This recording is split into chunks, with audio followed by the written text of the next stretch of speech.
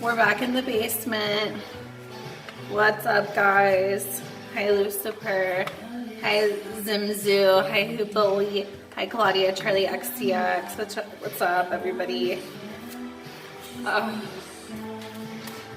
cleaned these brushes before I went to bed last night.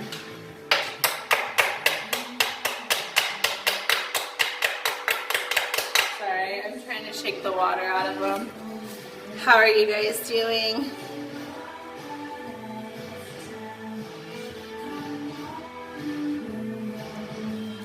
Hello, Pet Crow. Oh my god, 7 months in a row. Pecromancer just resubscribed for 7 months. Bless you. Hey, what's up? How are all the besties doing? Thank you for the 8 months in a row. I appreciate that. We love to see that. How are you guys? I'm good, good. I'm good. Thank you for Is this music DMCA free? Oh, DMCA free. Hold on. Let me go to my.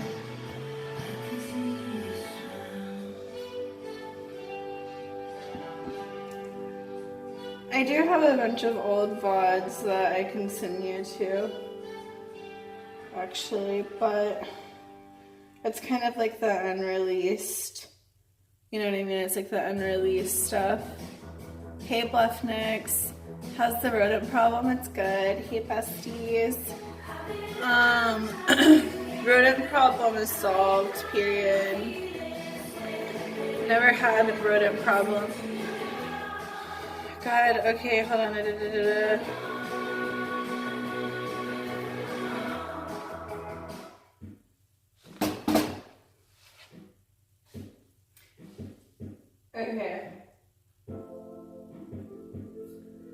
I'm gonna grab something to drink and a wine glass too, because I'll probably open up this bottle.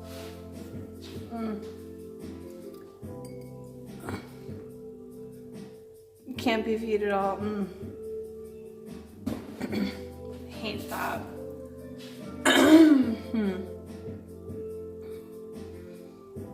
Anyway, she's harboring all the rat children.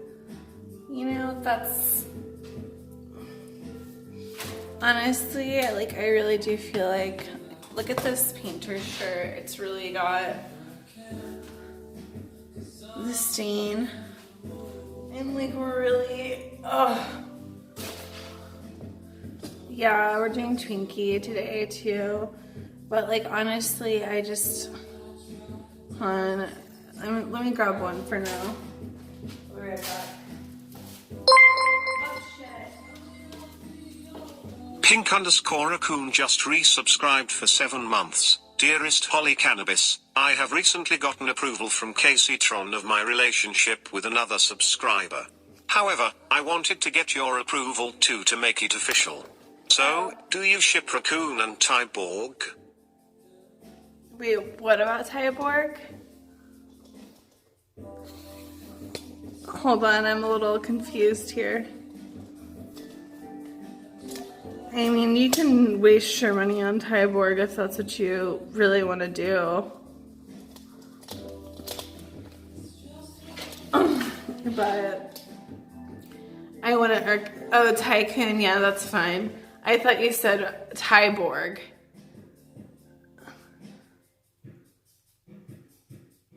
I was a little confused.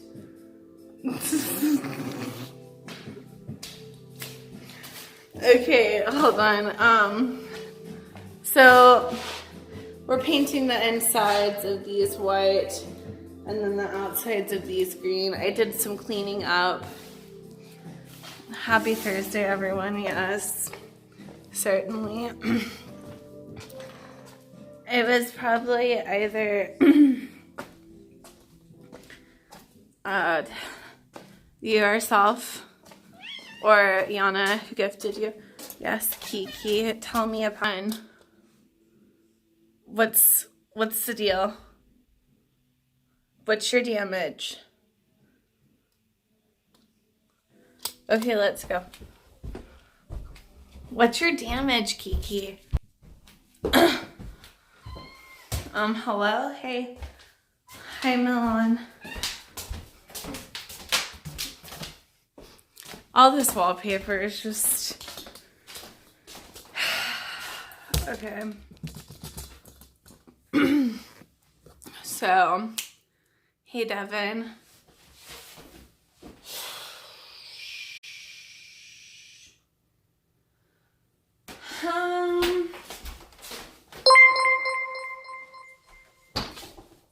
Real_men_wipe gifted Harry_toes a subscription. Real_men_wipe gifted a tier 1 sub to Harry_toes.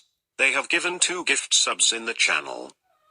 Thank you, Real Men Wipe. I appreciate it. What happened here? Hi, bitch. Like, what the fuck? What are you guys talking about? Where did your mic, guys? I'm doing a kitchen remodel. Mouse cheered X200. It continues sounds like the sequel to the Holly Cannabis story. You can make a whole series of films about life and mold on a haunted farm. I actually just blew out. Thank you. I actually had just blown out my Bath and Body Works candle. Sean brought it over here for me for the remodel. So it's funny you mentioned that.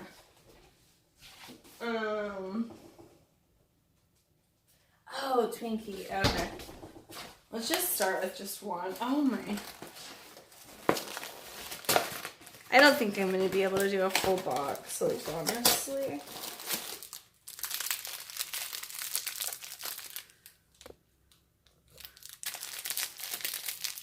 Imagine if you left it like this.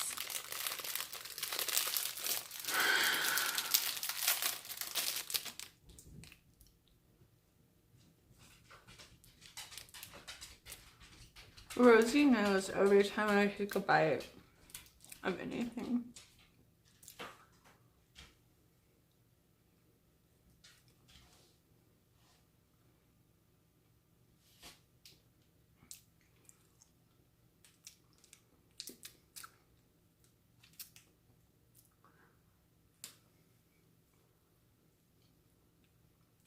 Wow. This is better than I remembered.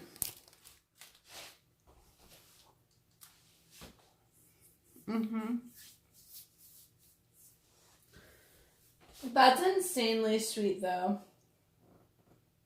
Ah. Oh my god. Yeah, it just felt like a sponge filled with whipped cream. I don't know. That was a lot. Whew.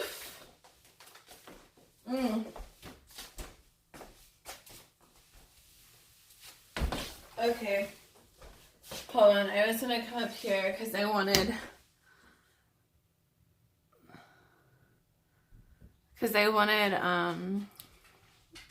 Oh, Spill for Us, girl. Are you talking? I did some serious research on the Marilyn Manson stuff, and by that I mean I watched some YouTube videos. Hold on.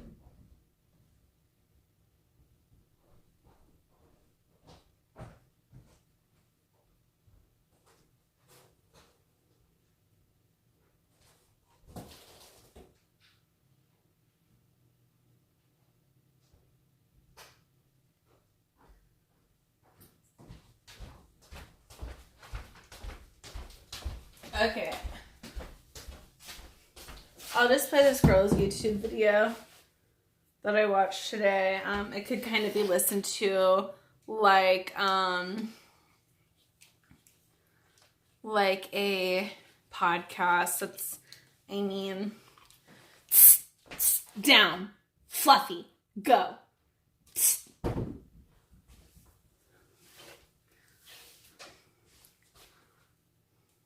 He knows what he did. Okay, so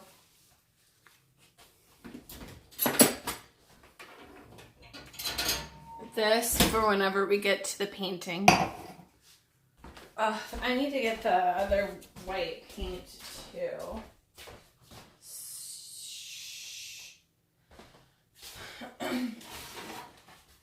Okay, this is the color Coconut Milk.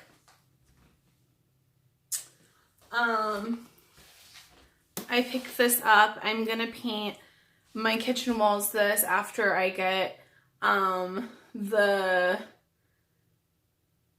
what the fuck is happening? What do you mean? It's like someone broke and took all the doors. Wait,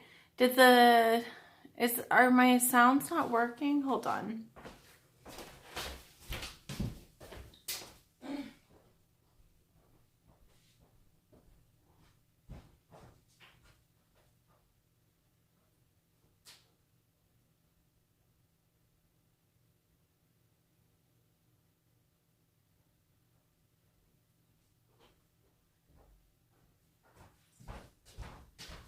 Hold on, Tyborg. I don't know why that didn't go off, but let me tell you guys, it's been getting weird. Looks like, I don't know why it didn't go off. Read my shit, I will. Hold on. We'll have to get a mold on it. Just give me a second. Let me... Tyborg. Alright, and then I need a water and a Diet Pepsi. And I'm ready to go. Do I need to grab anything else up here? I think we're good. Paint key.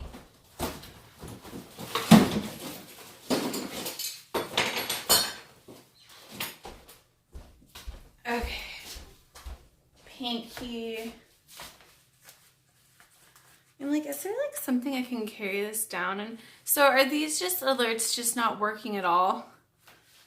Oh my god, this is a nightmare. Not like this. Okay.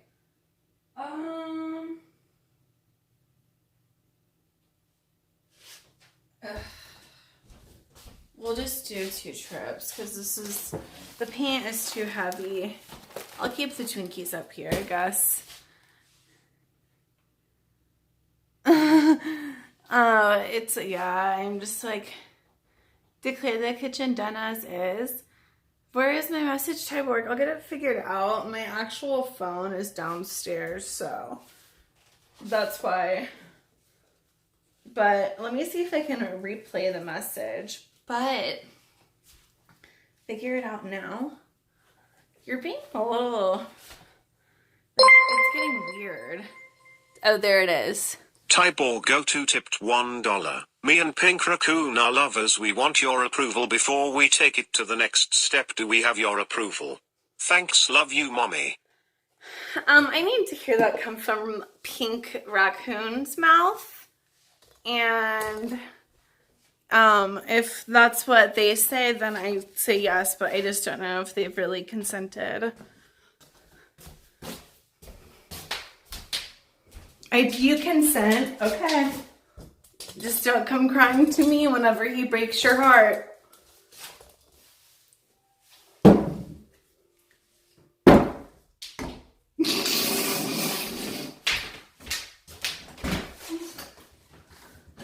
Alright, I hate this, like, room in here.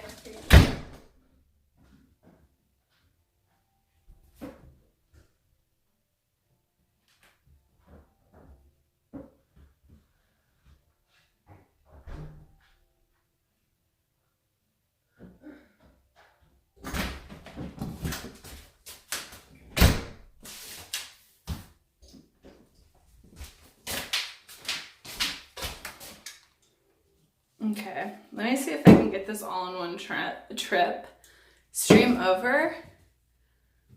Oh, calorie count for Twinkie, it's actually 140.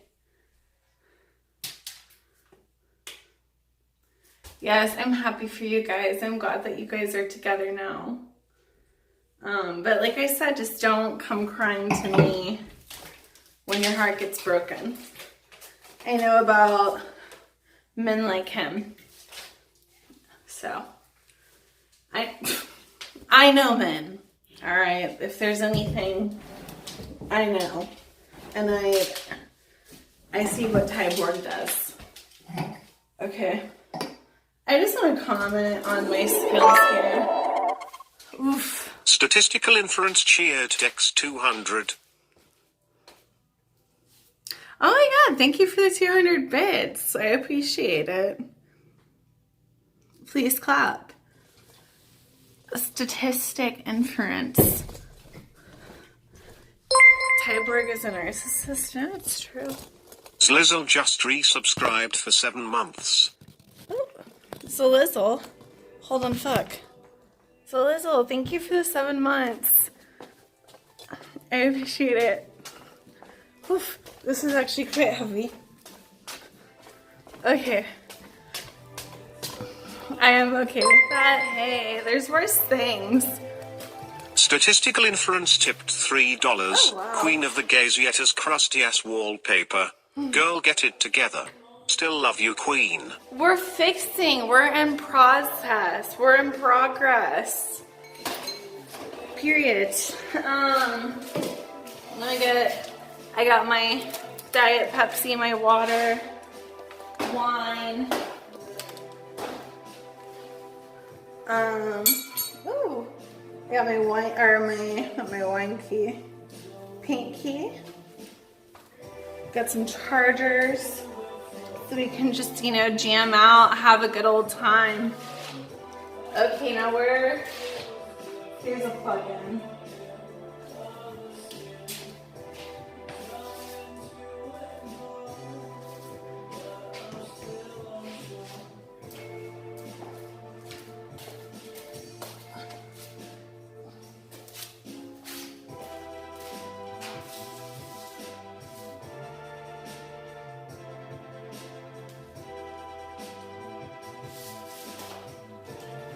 Okay. First of all, do you guys want to hear, the Marilyn Manson stuff? Or no? Do you guys not care? Honestly, I'm just gonna play, this is the second sex. I'm just gonna play this girl's YouTube video. She has a lot of, she really dug deep into this. Does she have any facts? I mean, she has picture evidence, video evidence. I mean, there's quite a bit of stuff here. I mean, there's stuff in his own words where he's telling on himself. Honestly, Nikolai, I get it.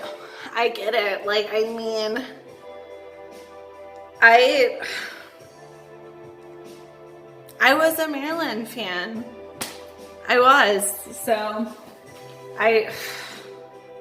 it's not, I just honestly, here's what I have to say. I just don't think we should be that surprised, I guess. He's been saying this kind of all along. His behavior, I'm just wow. Sorry, the music stopped since your Spotify account is being used on another device. Okay.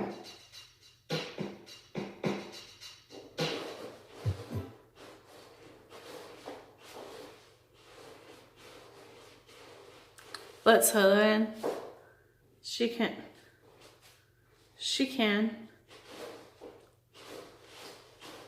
Okay, there we go. Serious when you laugh up to you fucker, it is not great, but you guys are going to fuck, you can hear this shit. That was a quote from Marilyn Manson in 2009. Straight into this video because there's so much ground to cover, you have no idea. This girl, honestly, she really did. She put out multiple different videos. Her name is Ellie Jaden. Rachel Wood and the toxic, abusive stories that she has shared online about her ex-partner. She just really goes into depth. Speculate to be Manson, and a lot of people speculate to be Manson, but of course, She never fully named him, and a lot of people have never fully named him, so it's very, very hard to say for a fact that this is who this person is that they're speaking about. But I do feel like there is evidence, and that's why I made that video. But some people were obviously not completely swayed by that, and they're like, oh, how can you say that? Like, you know, major proof that he's like an abusive person. And I thought, okay, that's a fair point. Like, you know, we can't fully know the ins and outs of anyone's private relationship. But I did a bit of digging online afterwards, and there's so much information given by Manson himself, especially, that proves that he is, which is very an abusive typical person. He's a of toxic abusers. person to be around, and a lot of people have alluded to that fact. So I wanted to share that in this video because a lot of the information I'm about to share in this video comes from Manson himself, which I feel like says a lot. Like, if you're openly telling people, hey, I do these things, I mean, people should really listen.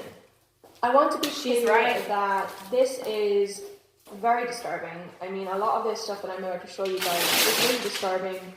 It's not an easy thing to read about or watch, so I'm just giving you guys a warning now, because even when I was researching this video, I had to take breaks for like Yeah, a day or trigger two at a warning. time while researching it, because it was just very disturbing and sad and just so upsetting. So please be aware that there will be a lot of horrifying imagery and information shared in this video. No, it's true. I would absolutely encourage you guys to do your own research. If you just Google some of the things I mentioned in this video, you will find more information. You'll find different threads and leads that will just send you down this crazy rabbit hole that I went down, because It's true. the amount of information is astounding, and that's why I wanted to compile as much as possible into this video, just to show you guys the severity of the situation. And I know a lot of people are going to say, oh, he's a rock star, it's his persona, like, that's what he does. I think, yeah, you can have a rock star persona, and you can portray this, like, you know, bad guy or whatever, but to actually be like that all the time in real life and then boast about it in your interviews and get away with it is not okay with me. I'm sorry, that doesn't sway me. I'm not convinced by this, like, rock star persona that you have to act like an ass. You really don't. So without further ado, I'm going to give you guys as much information as possible, but again, be forewarned, this is disturbing. This is called Warning This is an Signs. excerpt from The Long Hard Road Out of Hell, the 1998 autobiography by Marilyn Manson.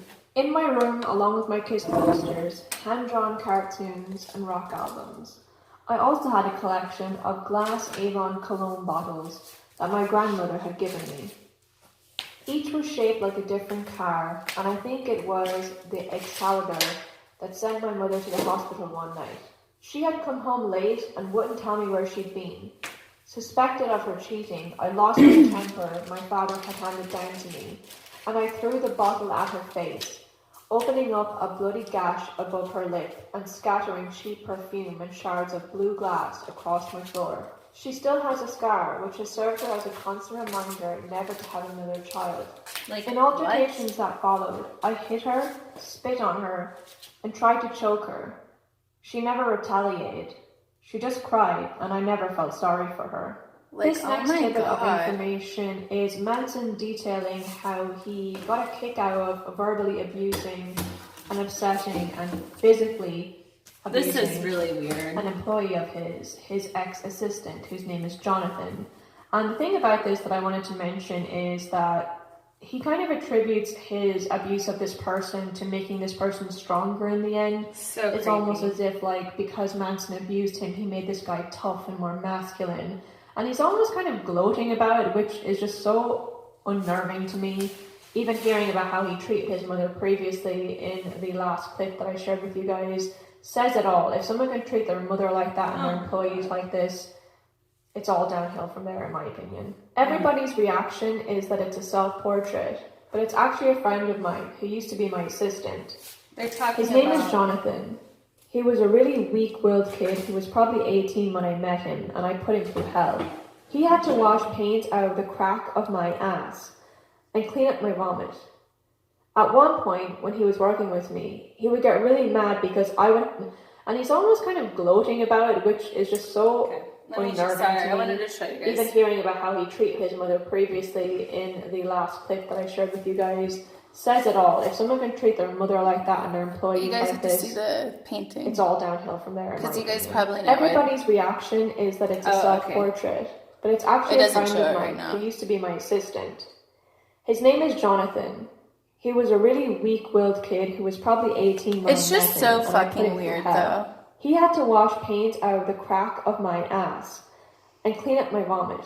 Oh my god. At one point, when he was working with me, he would get really mad because I would have physical altercations with him when I was coming off stage sometimes. Men. I told him I would pay him $100 if I ever hit him unintentionally. And then I got drunk one time and made $500 on the table and beat the shit out of him. Now he's more of a masculine, intelligent, and great friend of mine. I took a photograph of him, and the way I lit it with just one bulb overhead made his face shadowed like that. He looked like a really mean person. An ex-girlfriend of mine gave him the label, the enabler, because anytime you go through any kind of rehabilitation program, you're supposed to get rid of the person who enables you with the unhealthy elements. So that's kind of the joke behind the title. That piece is one of my favorites. I swear, Your Honor, I do not drink alcohol, I do not take narcotics.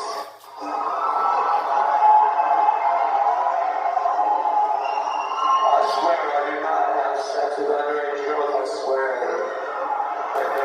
Your Lord Jesus Christ. Honestly, do you need any more convincing? See, at least when you laugh, that's when you fucker and it is not rape, but you guys aren't going to fuck, but let me hear this. Like, that's so disgusting. Perhaps one of the most famous and publicly detailed relationships Manson has ever had was with his ex-wife, Dita Von Teese.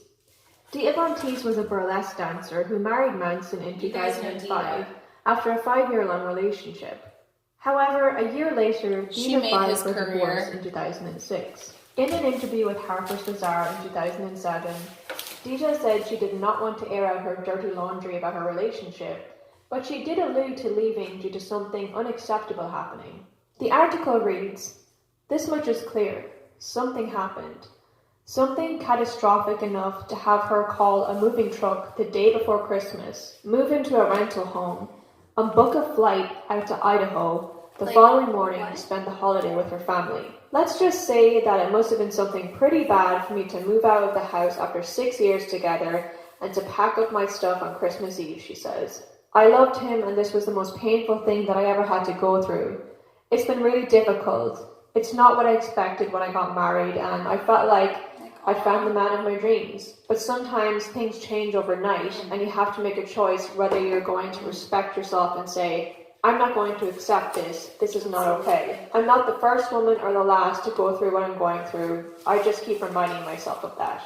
In another interview about her divorce, she's Dita minimizing often her alludes abuse to already possible too, which cheating is sad. allegations and also worrying signs of abusive behavior. This interview states, "A week before she left, Dita had started to look for a new home. She says she heard some revelations. She continues, I thought, wow, I've got to get out of here. Women's intuition is a real thing. Then suddenly you have to see the facts. Then I decided and thought, well, you know, I've taken a lot of abuse. It wasn't always easy, but this time I'm out. Do you guys need to hear any more? Like, honestly. She then goes on to say, I don't regret my divorce from Marilyn Manson. It was the right thing to do. He and I are birds of a feather in many ways. I have really fond memories of the first half of our 7-year relationship. Yeah, please. It was this romantic artist muse time, and he made the record The Golden Age of Grotesque, inspired by my work. Made his career. But then the other half got pretty dark. I've got to ask you, because you were married to Marilyn Manson. I was. Singer, entertainer, and are you now divorced? No, not officially. We're still going through the divorce process. Has this been tough? Oh yeah, it was a great shock. I left my home that we lived in for 7 years. I left on Christmas Eve. Things became apparent to me, and suddenly I found myself packing up everything I owned and leaving with just my clothes and my shoes and my pets. And but it's like I'm not the first woman who's gone through these kind of things or had heartbreak. I'm not the first person to deal with heartbreak and things not working out the way that you expected them to, but life goes on, and you know. I don't want to belabor it, but you decided irreconcilable. Yeah, well, because irreconcilable differences you in have the three relationship. choices when you're filling out that paperwork in California. You don't get to write why you're leaving. You get to say either it's Which I found medicinal, interesting. or you get to say that they're mentally ill, which was tempting. And then the third option is irreconcilable differences, and you don't really That's get shade. a choice. She throws quite a bit of shade in Irreconcilable. this They interview. come up with that term because it's broad. It counts for everything. It's the middle ground, and Yes. and I understand, and I'll drop it at this point, and I understand that he's actually been dating somebody who looks like you, and is 19 She's or had a 20. makeover. I think. The new girlfriend that they're referring to at the end of this interview is Evan Rachel Wood, who is said to have met Manson around the time that he was still with Dita Von Teese, and Evan was supposed to be around 18 or 19 when she first met Manson. And as you can tell, they're kind of making fun of the fact that now Evan looks kind of gothic, she looks kind of pin-uppy, she's dressing like Dita. And this is something that I came across on several social media platforms.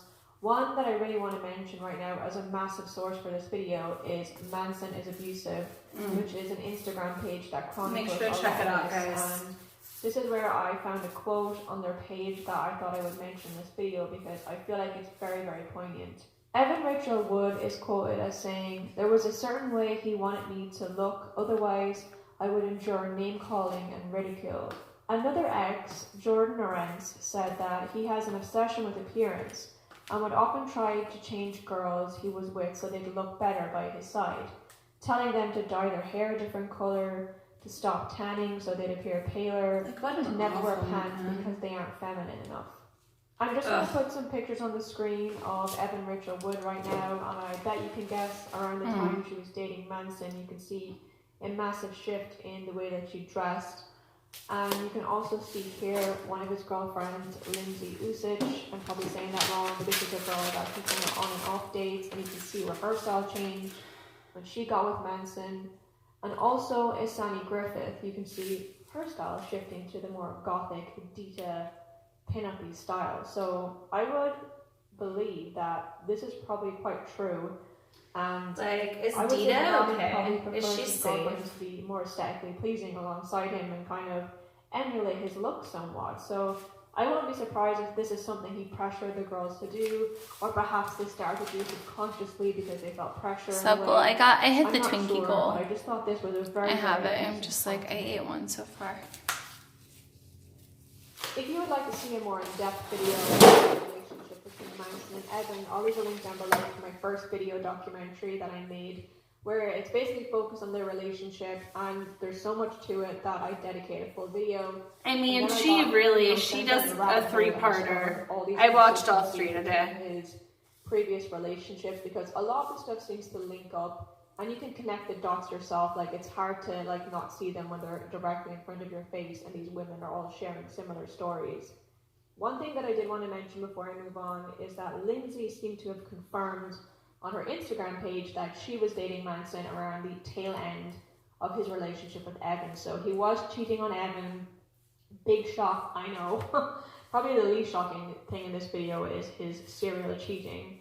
But one thing that I wanted to bring to your attention is something that I came across through several different posts and testimonies from ex-girlfriends of his, is that he seems to use sleep deprivation as a way and a This means is to manipulate women really into being wild. submissive and doing what he wants. And this is a consistent story that many women have told. Some of them mention a room that he would lock them in, and Manson himself mentions this in interviews. In an interview with Nylon magazine, Evan Rachel Wood spoke about her abuser and said, "If I tried to sleep, he would throw things at me or instruct me to do drugs, which would disorientate me and keep me awake, sometimes for days.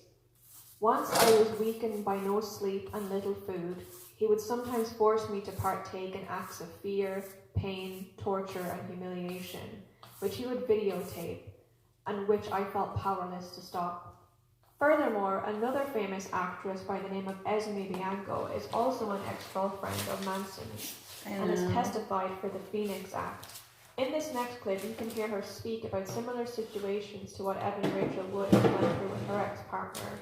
And also, I find it interesting that the two often interact on social media and speak about very similar experiences. Good morning, members of the committee. My name is Esme Biancoma. I am a domestic violence survivor and advocate. Before he succeeded in his seduction, my abuser carefully groomed me, manipulating and gaslighting me over a number of years of friendship. He knew that I was easy prey. I had neither power nor control over my life. The previous intimate relationship had stripped me of both, and so I was led from the frying pan into the fire. Initially, he was charming, intelligent, funny. He told me I was his soulmate. By the time I was living with him, he controlled every aspect of my life. He had a dress code I was expected to abide by. He controlled what I ate, decided if my friendships were acceptable, and when I called my family, I did so hiding inside a closet. I was not allowed to key to the house, and I would often be locked in the bedroom. He controlled when and if I slept, and I was often violently shaken awake should I go to sleep without permission. Verbal abuse and name-calling was a daily occurrence, but the physical violence was most often disguised in acts of intimacy and was not consented to. In one instance, I was beaten until my body was covered in bruises. On another occasion, cut with a knife during sex. He took photos of my naked, mutilated body. And this is Marilyn's ex-girlfriend too. Another one. I still have these photos, along with photos of my body covered in welts inflicted with a whip. On one occasion, after 4 days of no sleep, he became very angry with me. He started smashing holes in the walls with an axe, and as I tried to calm him down, he began to chase after me with a weapon. It was at this stage I realized my life was in danger. I was a prisoner in his hell, and yet I thought I had done something to deserve this, so I just tried harder to please him. My trauma had normalized these horrific events to enable me to survive. It took me 7 years to get to the stage where I could see these acts for what they were: domestic violence. After a diagnosis of PTSD, the symptoms of which I still suffer on a daily basis, I started the incredibly painful process of healing from my trauma. The night terrors are the worst part. I wake from these dreams screaming, soaked in sweat mid-panic attack, and once the panic subsides, It's Marilyn Manson. It's not an excuse. The shame is overwhelming. The fear that I might somehow repeat past patterns. You don't just and get find to be a myself back in shitty cycle. person because you're a shitty When I person. finally found the courage 7 years later to seek legal advice, I was told, He's over, despite he's having cancelled. photographic, video, and written evidence, that it was too late. Nothing could be done. So I live with the daily knowledge that my abuser is still inflicting irreparable damage on other women. The Phoenix Act gives survivors the time they need to break the cycle for both themselves and their abusers, who we know are statistically most likely to continue abusing if left unchecked. I know I will never see justice for what happened to me, but I am here risking my safety and that of my family to respectfully ask you to vote yes on this bill and give thousands of survivors a chance to seek the justice they deserve. Thank you. I'm going to share with you guys an Instagram post that Esme posted a while ago that really is irrefutable evidence, in my opinion, that the abuser she's speaking about is Manson. I also want to take this opportunity to give you a brief trigger warning because I will be showing an image that is very disturbing and upsetting. In the image I just had on screen a second ago as I was speaking, you can see that Esme Bianco is with Manson and she's wearing a pink dress. And this was taken on her birthday. And in this Instagram post, you can see that she's wearing the exact same outfit. It is on the same night. She's wearing the pink dress and she is speaking about her abuser. The next picture I show you guys is going to be graphic, but Esme's Instagram post reads as follows. This is my back. The injuries you see are real. Awful. The whipping that gave me these wounds was filmed in the name of art. I used to look at this photo with pride because I thought it was a sign of great devotion to my abuser. Now I look at it with horror. Despite the many years that have passed since this happened, my night terrors and PTSD symptoms continue to get worse. I am a domestic violence survivor and I am not okay. This photo was taken on my birthday many years ago. The night before, I had just been locked in a bedroom alone and not slept. I was surviving on very little food and was physically and mentally exhausted. I often wasn't allowed to sleep. In this photo, my boyfriend is giving me my birthday present. Despite the plastered-on smile, I can see the emptiness and the fear in my eyes. We went for dinner later and he spent the whole evening berating me because I didn't want to go out. I was not okay then, and I am not okay now. Esme has become very vocal on her social media about the trauma that she has suffered from the abuse of her past relationship. She even mentions that because of the abuse, she now suffers PTSD and anxiety and depression. And here you can see some of the medication that she has to take due to that. And she also goes on to mention on her social media about BDSM, which I feel is something that I really want to mention very quickly, because people are going to try and say, oh, they were in a BDSM relationship and it was consensual and now she's trying to take it back. And I really don't believe that. I really do not believe that that is true. I mean, you saw the pictures there. I don't think she would share this picture with such animosity if it was consensual. And one of the things that she mentions in this tweet is BDSM is consensual. BDSM has a code of conduct.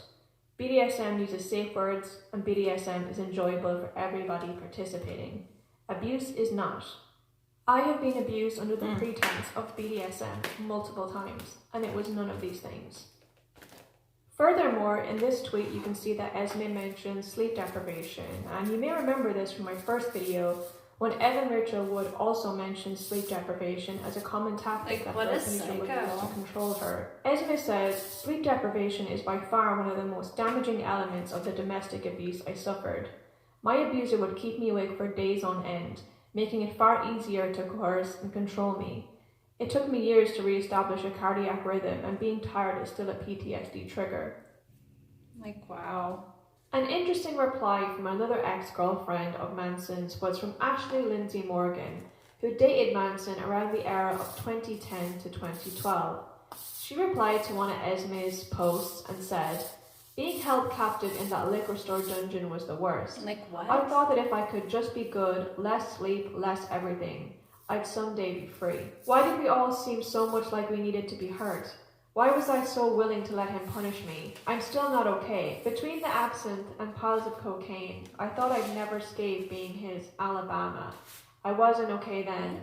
I'm still not okay. When he had me captive in the stupid ballet studio, I cringed hearing him brag about replaying the scene from Rules of Attraction to you. I thought no one would ever talk about this. One of the craziest things about all of this is that a lot of it is backed up by Manson. I mean, he mentions these things in interviews in such a boastful manner, I can't believe that he hasn't been called out sooner. You can see here in an interview titled, A Life in the Day, the American shock rocker Marilyn Manson. I don't like staying in bed too late, so I'm usually up about 3 in the afternoon. If I locked my girlfriend in the naughty room the night before, I have to remember to let her out or she gets mad at me. Then I brush my hair and smear my lipstick across my face and put on my sunglasses. Here is another interview where Manson boasts about his ballet sex dungeon, and I just can't believe how many times this man literally incriminates himself. Yeah, it tries to Manson refers to the former dance studio as a place to sleep and have sex in, which has a small room that if anyone's bad, I can lock them in and it's soundproof. It's called the bad girl room, he says, adding that the room is often used. Ugh. In plain English here, Manson is telling us that he has a room that he locks women in. I mean, this man has said this in several interviews, boastfully, as if it's some sort of crazy rock star thing to do. No, it's what an abuser does. I very briefly want to show you guys an image here of Manson's current girlfriend, whose name is Lindsay Usich. I'm sorry if I'm saying her name wrong, but you can see here that he has taken a photograph of her, as he usually does with his girlfriends, of her with a black eye. So I'm not sure if this is something Manson has inflicted on her or not, but either way, a very disturbing image. What? And you can see here that he commented on one of her Instagram posts with the word pig, which doesn't seem very romantic, but the reason why I wanted to show you guys Lindsay is this seems like the patterns are still continuing, and Lindsay is very enamored with Manson. It seems like she's still in a trance. She's in the thick of it right now, so who knows what's going to come out when Lindsay and Manson eventually, potentially, inevitably break up. But I just wanted to show you guys that this stuff is still continuing. I want to give another trigger warning for this section of the video because I feel like this part of my video is going to include the most disturbing content. Visually and audibly, you're going to hear and see some things that are very, very harrowing and awful, and I just feel like I needed to tell you guys that you need to be prepared for this because it's not nice. But I really felt like I had to include this in the video for you guys to understand the severity of the situation and just how toxic Manson truly is. You think you're gonna get married and you're gonna have a happy family, you're gonna sit down. Shut up and sit down. Sit still. Sit still.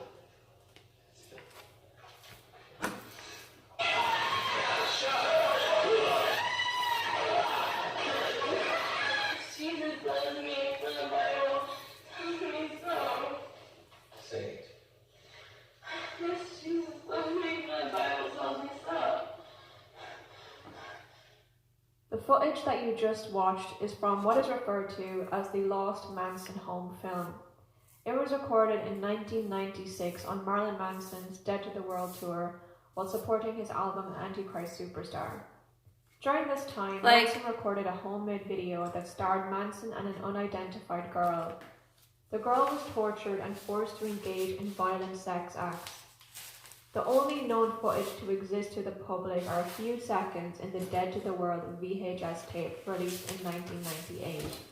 The whole video is speculated to be in the hands of Manson's lawyers. Manson's lawyers and Manson himself are the only two people who have seen the video in full. It was supposed to be a form of art, but the few people who saw it urged Manson not to release it, as it may end his career or send him to jail. I tried to do some further research about this video, but a lot of it is speculative, obviously, because nobody truly knows what happened. But some people have said in several posts and forums that I've read that apparently this girl was made to drink the band members' urine and had several acts inflicted upon her that were very, very disturbing. And if you want to do your own research, just look up the Lost Manson tape and see what you can find. I mean, it really is like an R. Kelly wannabe. It's very, very disturbing. And either way, the video itself is harrowing enough to even see, let alone speculate about it. This next video is a fan video that I came across on YouTube from a girl who was about 16, I think. She was 15 at the time when she met Manson, and here she is describing her meet and greet experience with him, where he makes sexual comments towards her and alludes to some very disgusting things. And I just feel like what's the most disturbing about this is that this girl is delighted with herself. Like, she is so happy that this experience happened, and she's like bragging about it basically. And that's the worst part about these kind of things, is that when these young girls hear these things from their idols, they see it as like, oh my god, I'm attracted to him. Wow, like, I can't believe this. But what they don't see is that there is a man who is insanely older than them, who should know better, saying these things to underage girls. It is so ridiculously disturbing. My experience meeting Marilyn Manson. Some of you might already know what happened, but I think it's pretty cool. I was like the youngest person there. I'm like, oh my god, I'm really only a teenager, and it felt so awkward. So like we got to the signing, and you had to put your bag down like before you went in. There was like a curtain, and you were sitting at a table. And you went in. I had like all my stuff. I had like so much stuff for him to sign because I was gonna give most of it to people.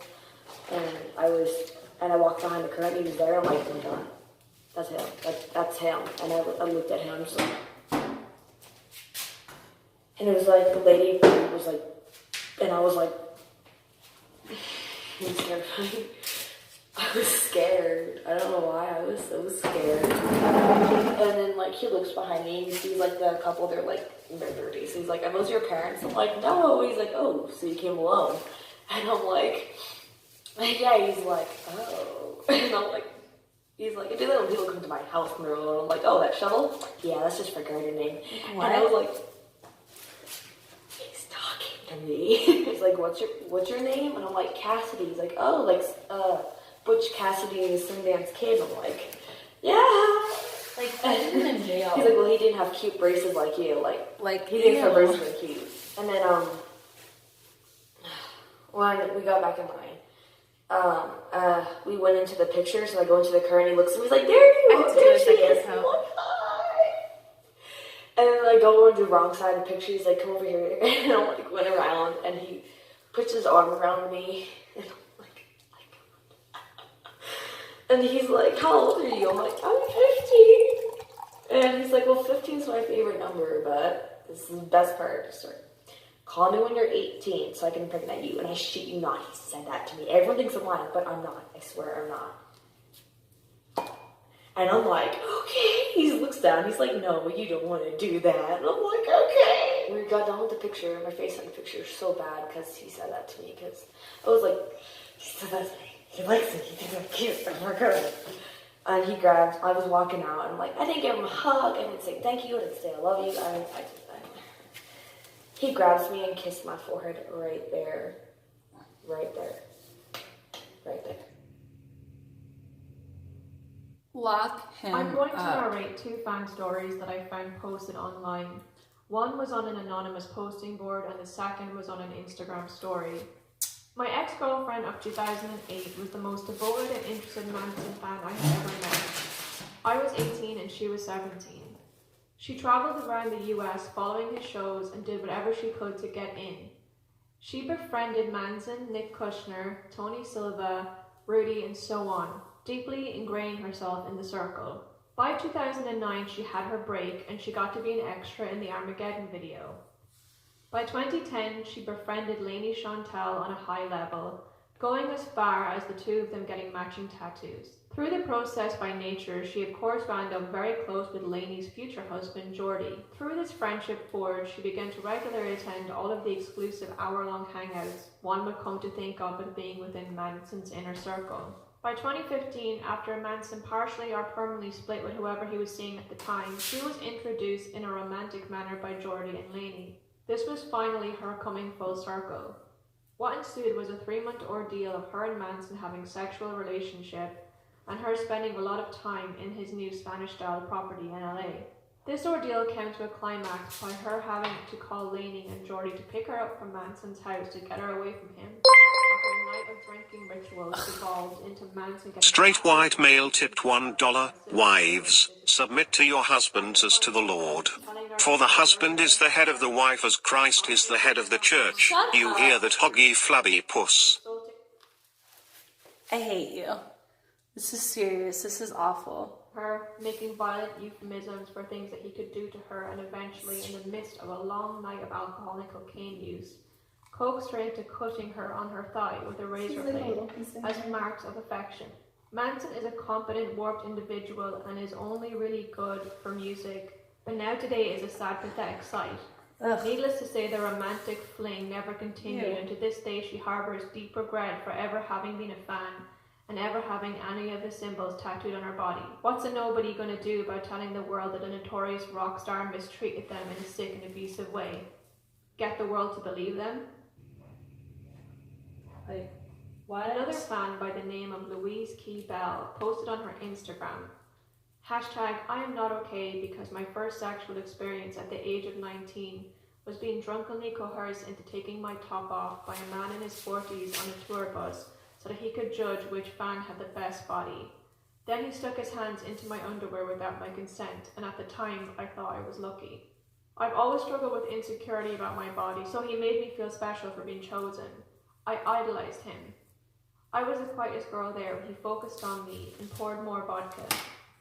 I wish I could go back in time and stand up to him, also his horrible girlfriend at the time who joined in.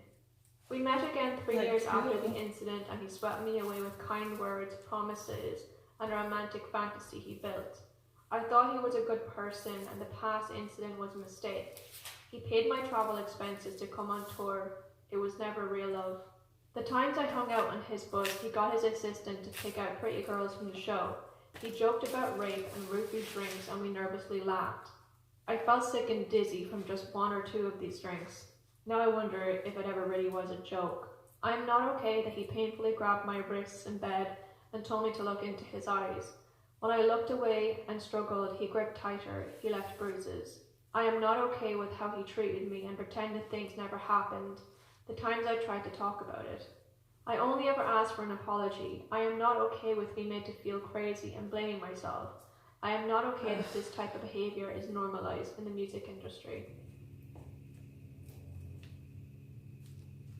What do you guys think? In this next clip, you can Sure to see paint the the singer bottoms. Taylor Momsen singing a duet Oh my with God, Marilyn yeah, Manson at the this. Revolver Golden Gods Awards in 2012. The two here are seen singing Dope Show together, and you can see here that it is a sexual performance. The Okay. two are kind of playing off each other, but then it's Gay fiance tipped $1. Please help. I have been locked in this closet with Tammy for the past 3 months. I think I will never get the smell of Newports and cat piss out of my nostrils. Trying to do all these different moves in order for him to not be grabbing her anymore, but he keeps going back. He tries to push her head into his crotch, and she's trying to do her thing. She's trying to kind of move about, but he's still forcing her into this position and kind of coaxing her in a way, and it's very, very uncomfortable to watch.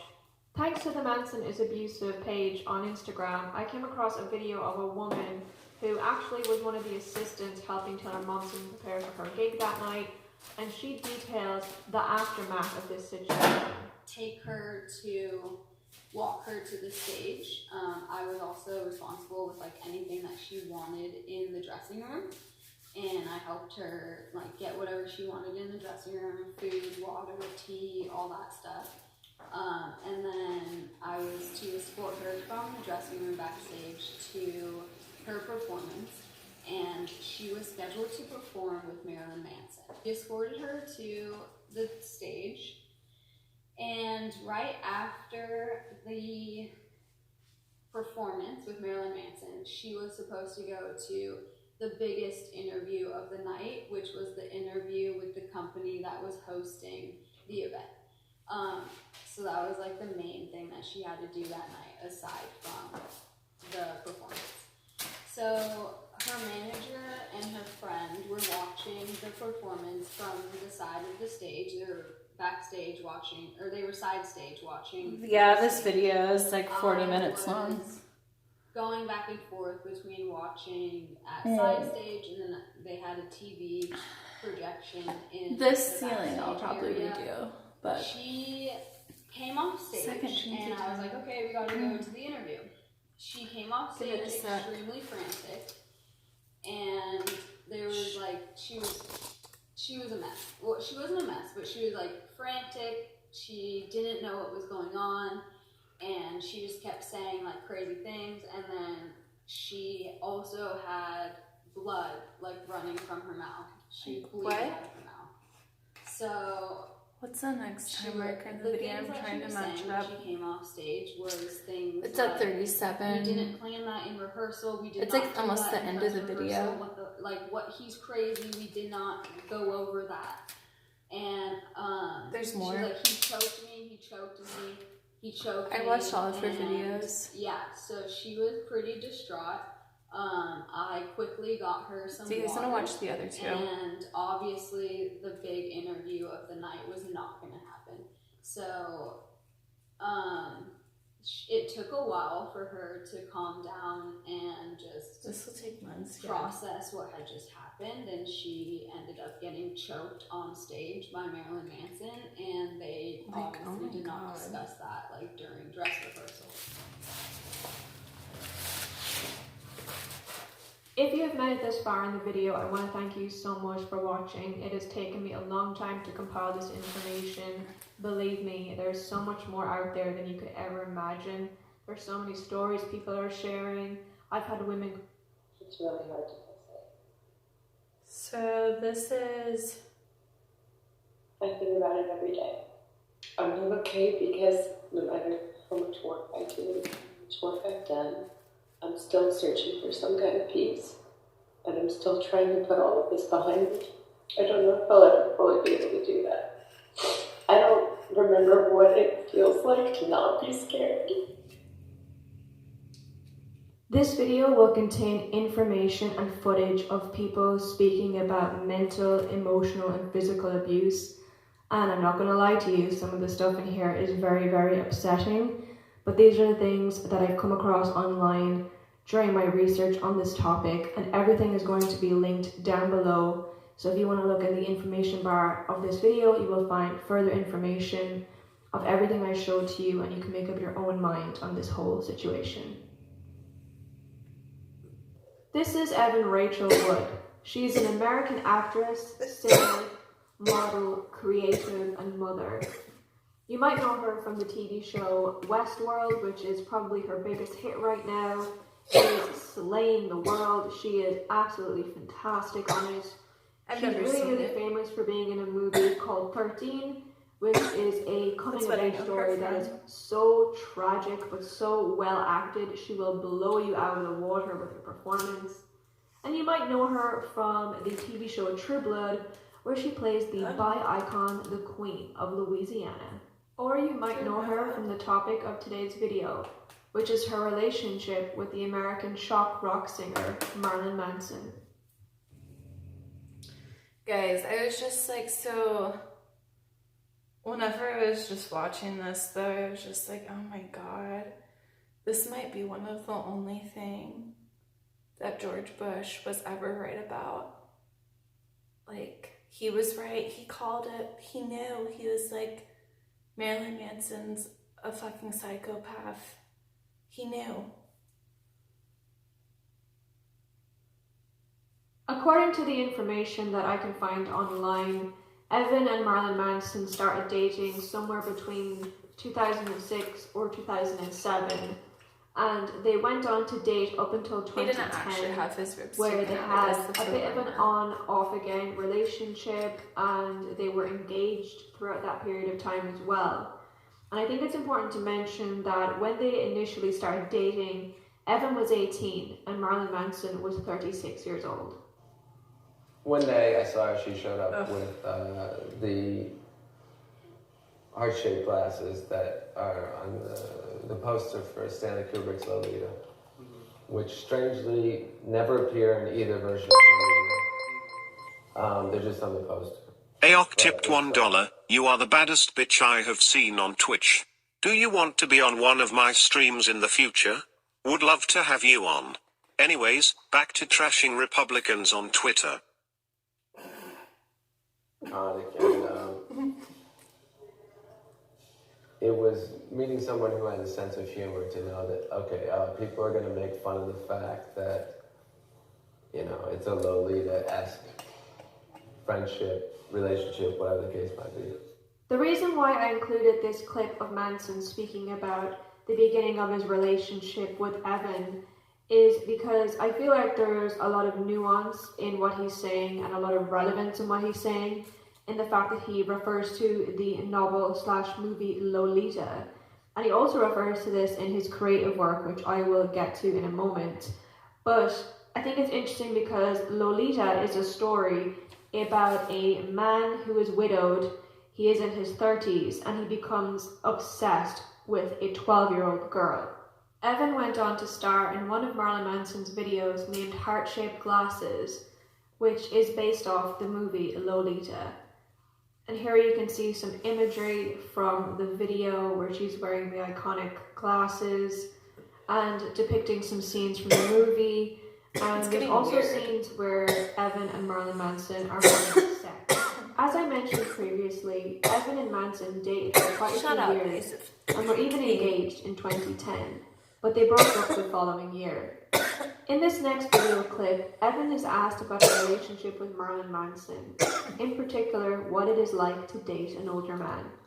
I'd like you to pay particular attention to her body language in this video. It just feels like there's something more to this. In an interview for Whatever Works, we asked her about what dating an older man, aka Manson, works. I don't think it works. I think it's a bad idea. But, you know, I think as long as you're learning, you know, good or bad experience, it's an experience and you should take something away from it, so. The video that I'm about to share with you is quite upsetting. This is Evan Rachel Wood speaking out about her experience with emotional and physical abuse in her relationship.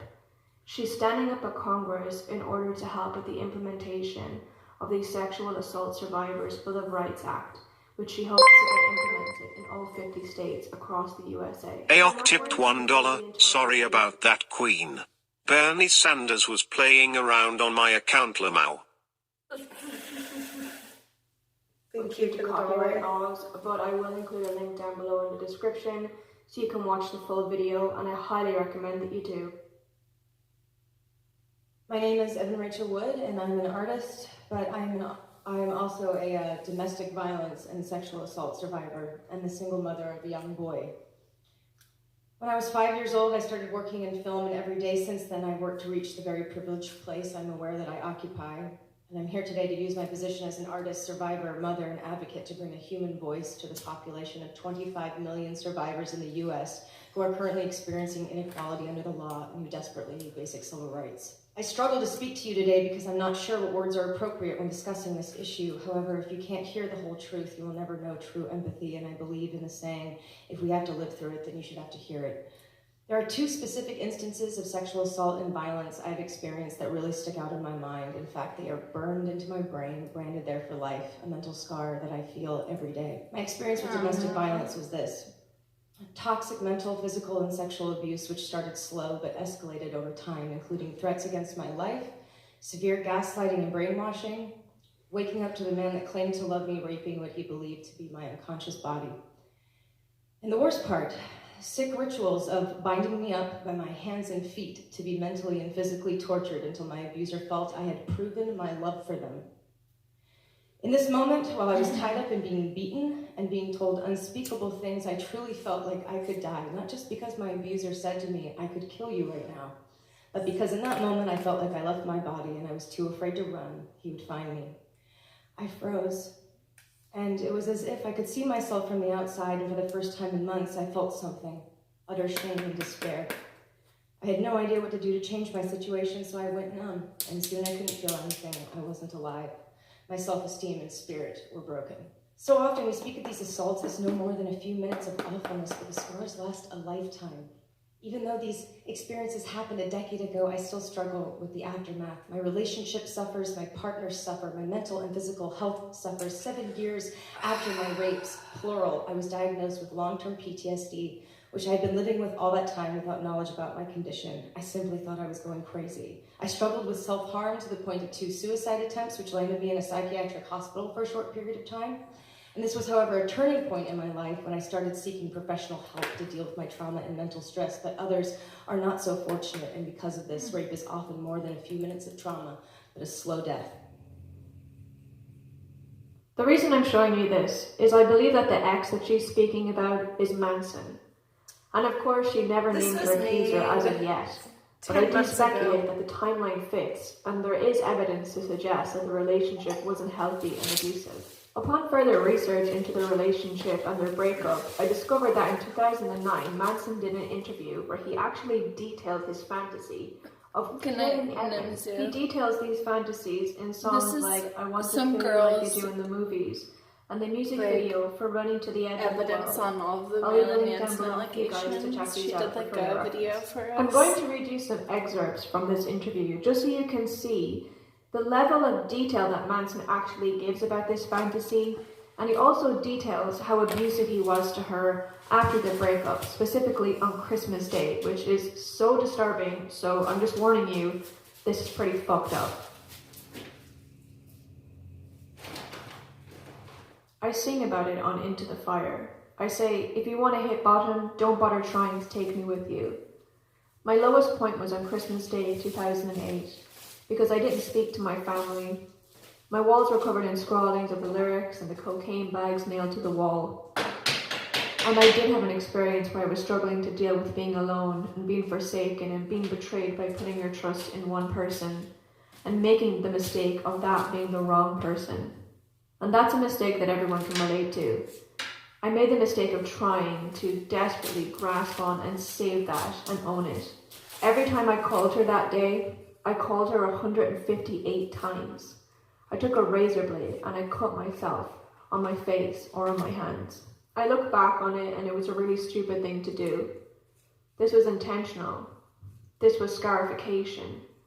And this was like a tattoo. I wanted to show her the pain she put me through. It was like, I want you to physically see what you've done. It sounds made up, but it's completely true, and I don't give a shit if people believe it or not. I've got the scars to prove it. I didn't want people to ask me every time I did an interview, oh, is this the record about your relationship with your ex-girlfriend? But that damaged part of it, and the song, I Want to Kill You Like They Do in the Movies, is about my fantasies. I have fantasies every day about smashing her skull in with a sledgehammer. Oh my god. I'm not going to show any footage from the music video out of respect for Evan, and also because it's just very disturbing, and I don't really think it would be good to show that kind of stuff on my channel for a myriad of reasons, mainly, like I said, out of respect for Evan.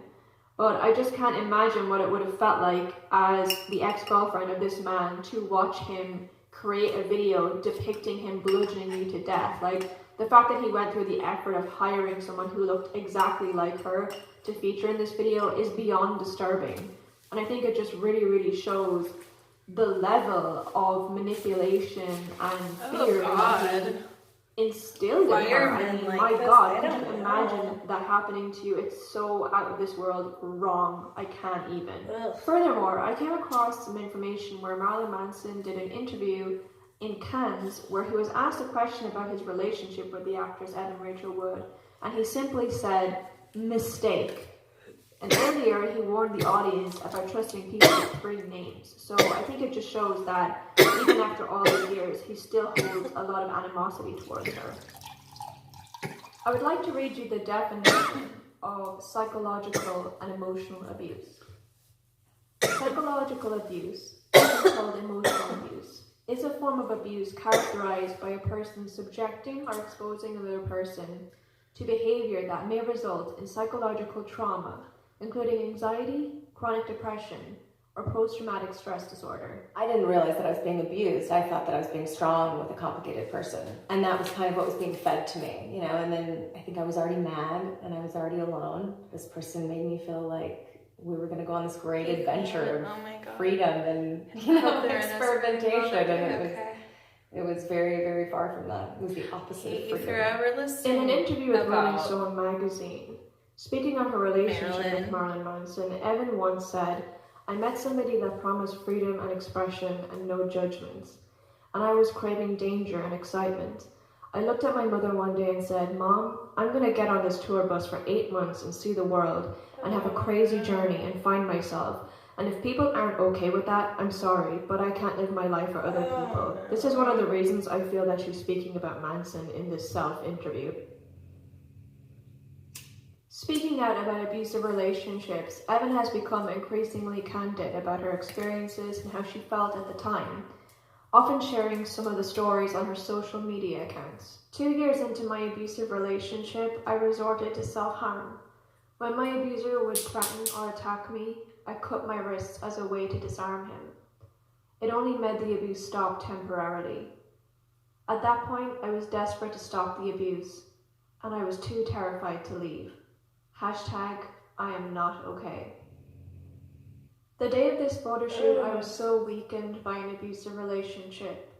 I was emaciated, severely depressed, and could barely stand. I fell into a pool of tears and was sent home for the day. #I am not okay. I sort of gave up autonomy in my body. I'm sorry, that literally felt like it came from a different side of the room. And just tailored them to whoever I was with, because that's what I was sort of trained to do. And so you start to go, okay, but what about me? Like, what about who I am and what about what I want? And I think because I did well in my career, no one wanted to hear about my problems. And so I kept them all in. That then sort of segued into much more dangerous self-destructive behavior later on in life.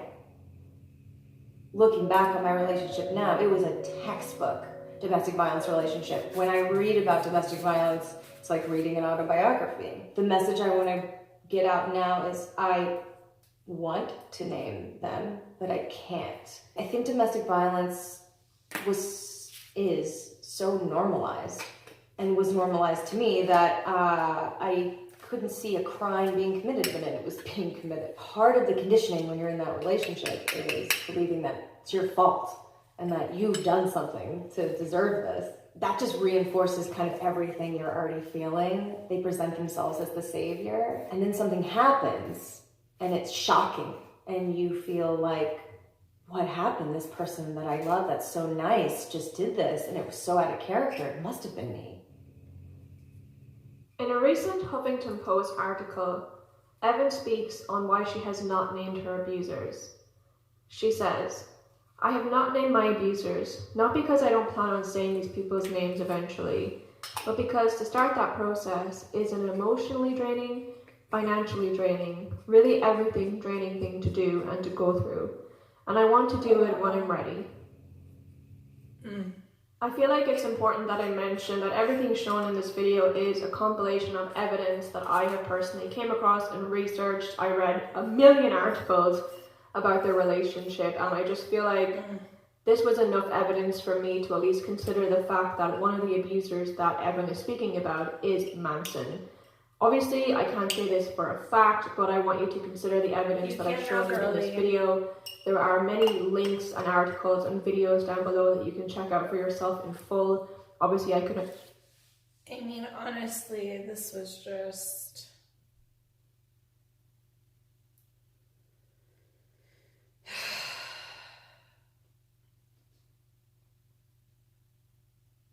Did you know that the average adult has 5 to 20 pounds of toxic poop in their body at any given moment? Seems crazy.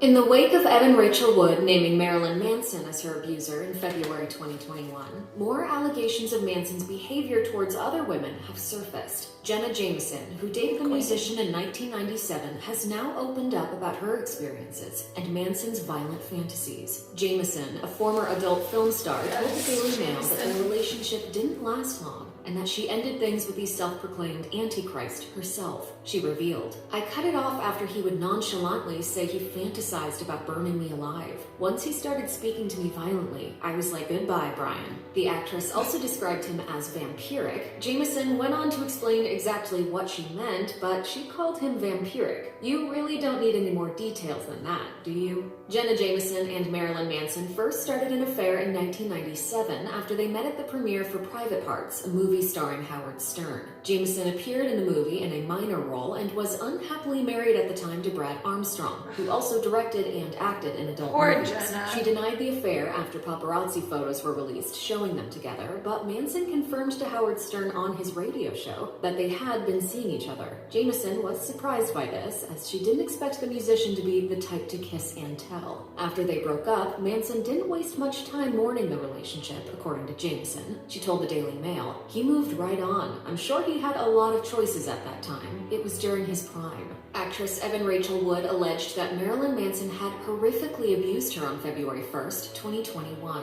As the BBC reported, Wood had previously talked about being a survivor of rape and domestic abuse without revealing who her abuser was. In an Instagram post, she wrote, "The name of my abuser is Brian Warner, also known to the world as Marilyn Manson. He started grooming me when I was a teenager and horrifically abused me for years. I was brainwashed and manipulated into submission. I am done living in fear of retaliation, slander, or blackmail. I am here to expose this dangerous man and call out the many industries that have enabled him before he ruins any more lives. I stand with the many victims who will no longer be silent." She started publicly dating the rock musician when she was 19 and he was 36, according to NBC News. In a resurfaced interview from 2009, Manson spoke about their breakup and confessed via Page 6, "I have fantasies every day about smashing her skull in with a sledgehammer." Other women have backed up Wood's allegations against Marilyn Manson. Ashley Walters, who reportedly worked as his assistant, claimed on Instagram that he offered collaborators the chance to sleep with her and frequently became violent toward her to the point that she now suffers from PTSD and depression.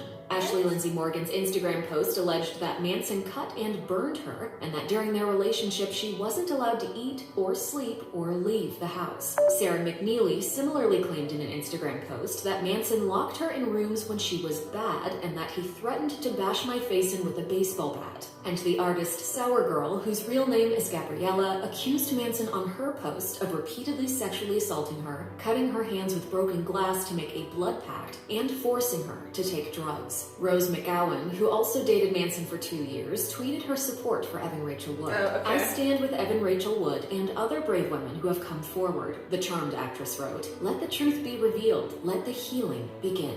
On the day after Wood named Manson, her Instagram posted an image of a letter from California Senator Susan Rubio, requesting that the U.S. Department of Justice investigate these claims. Other actions have already been taken against Manson since these claims surfaced. Manson was dropped by his label, Loma... He looks like such shit.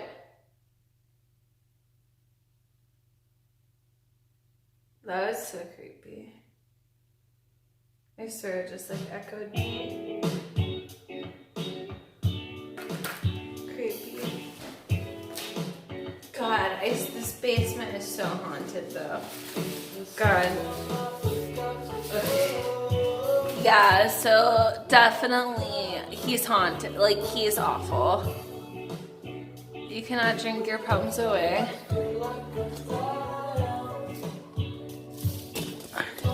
So this is what you would entertain. Girl, shut the fuck up.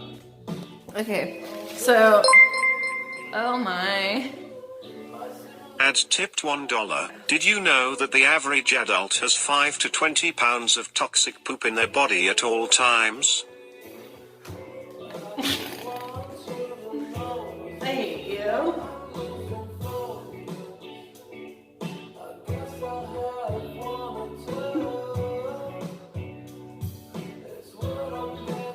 What was that ad? Was that supposed to be like a funny one?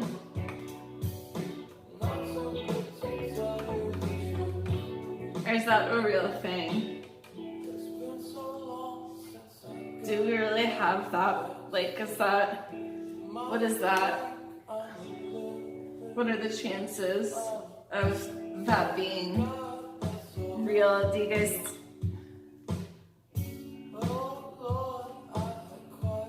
Oh no.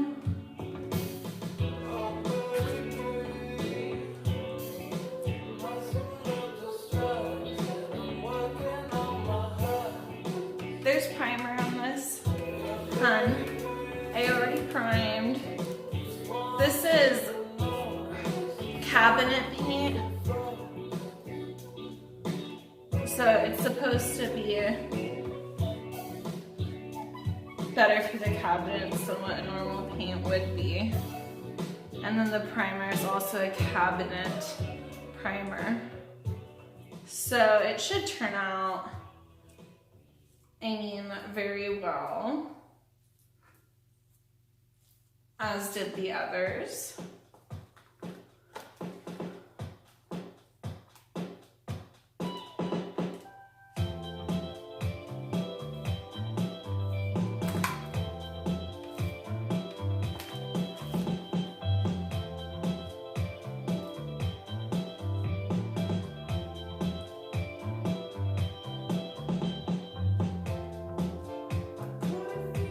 Okay.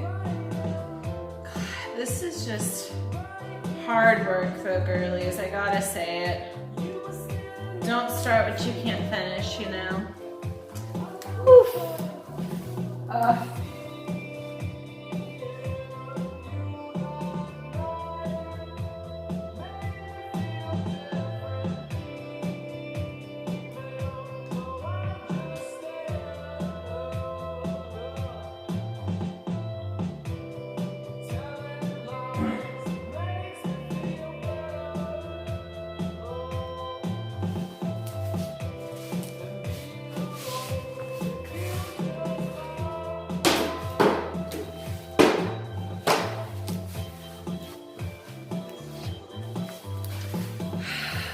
Okay, and then I guess I go do upstairs cabinet base. I don't want to, but I guess that's what we do. Ooh, I need to tape it off there.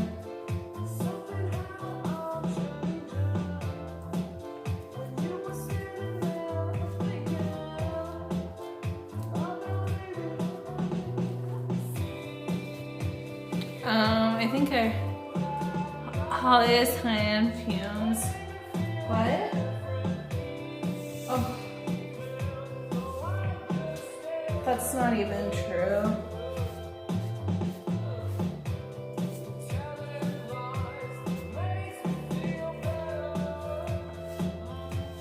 Sorry, oof.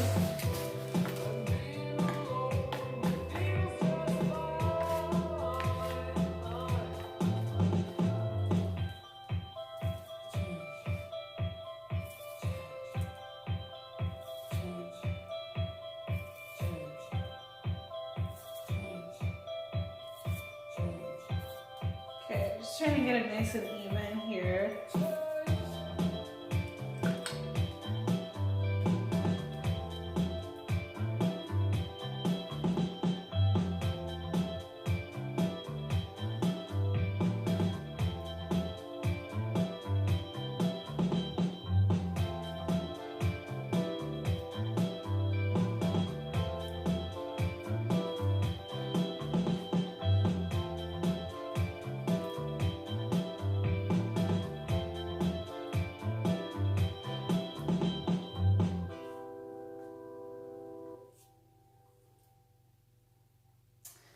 I hate that we're gonna have to do 2 coats, but it is what it is. Okay.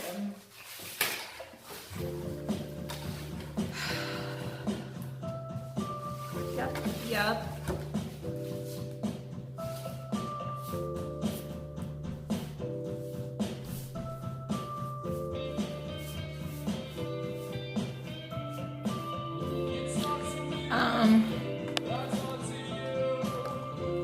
What's up? Sorry.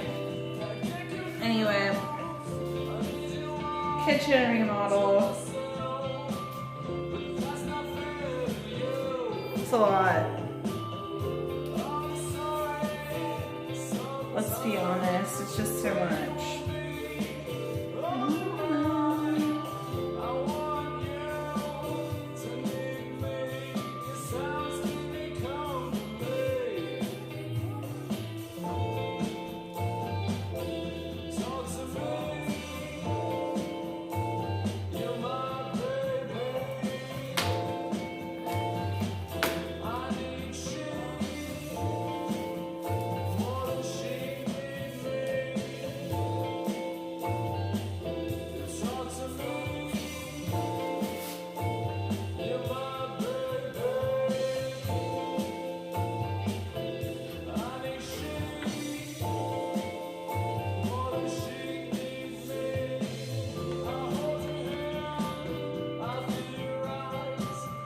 So, something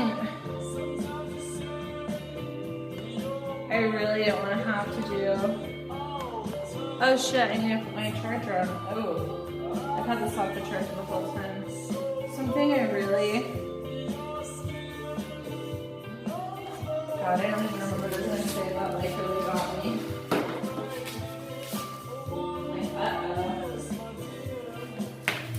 Ugh.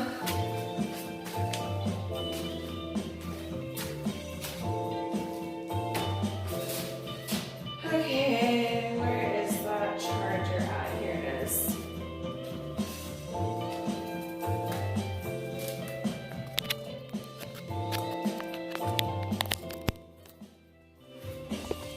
Okay, let's go for another Twinkie.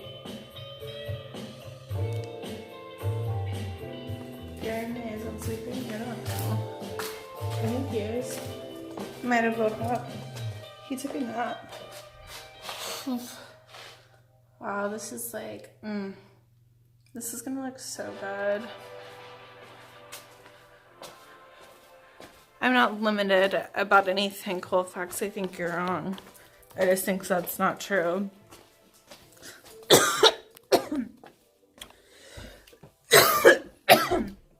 We're going with jewel tones, warm neutrals, warm jewel tones.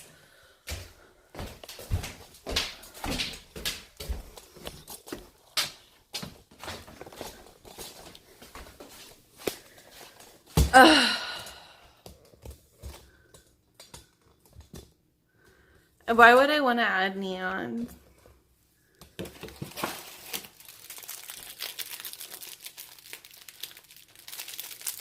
I just bought a box of Twinkies and they're nasty. They're really not as good as people make them out to be.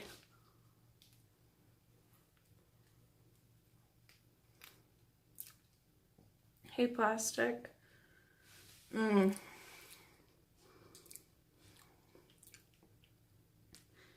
Look at that.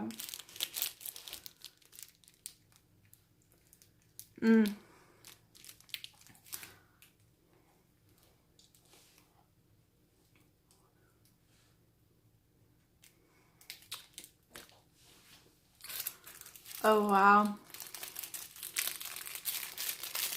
That just oozing out.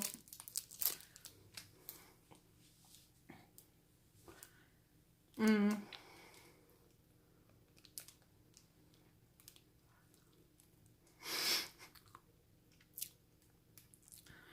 Mmm.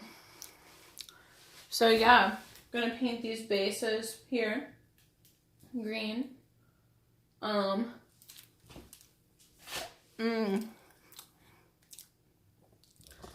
I started working on tearing this little faucet out, and that was 1, 2. Oh, got a lot of the wallpaper out.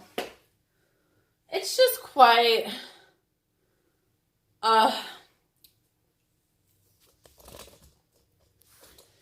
whew.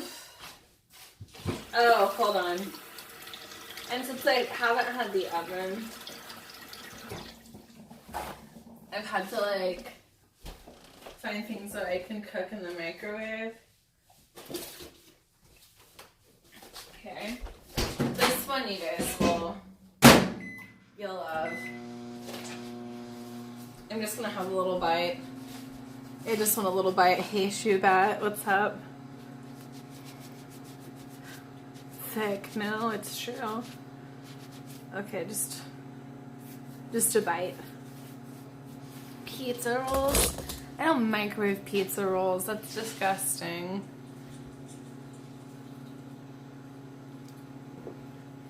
Get a life.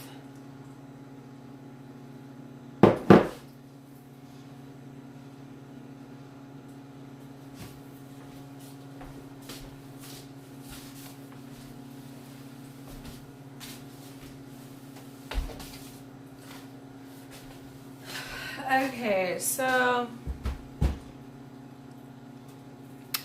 yeah, the salt I ordered will be here on Tuesday, or Monday or Tuesday, and I'll be able to cut through the nails with that. But yeah, instead of using screws, they used nails. They used a nail gun, so gotta get this special saw, which is fine. Wow. See, and I made this in the microwave, but that's the remarkable thing. People don't know what you can make in the microwave.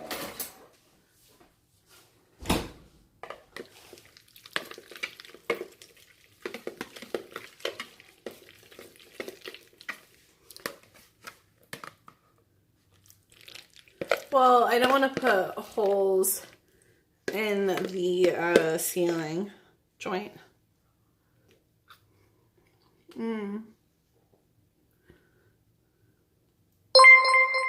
Jenna. Your Majesty just resubscribed for 10 months. Your kitchen is so sexy. Guys, it's gonna really be a different kitchen. One of the things that we need to do,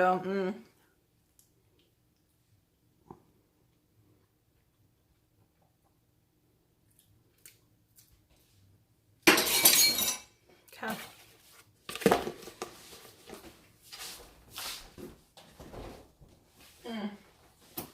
That was excellent. Okay. Whew. So one of the things we need to do up here. What?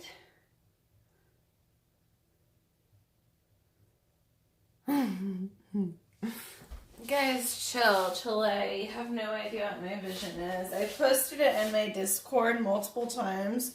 And if you guys don't care, like, and if you guys don't know, then, like, you just don't know. You guys wouldn't even know about the haunted textbooks that I have.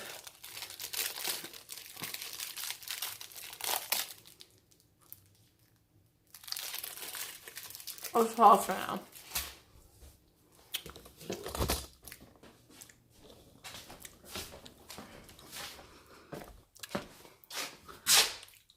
Wait, what? Oh.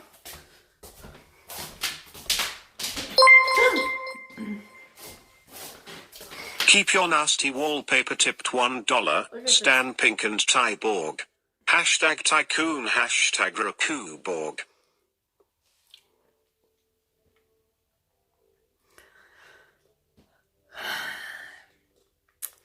See, this is just more reason for me to just not approve of this relationship.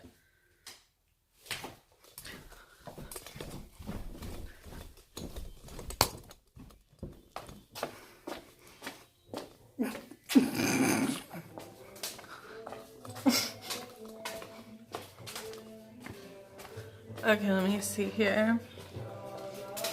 Okay, so we have two things we can do.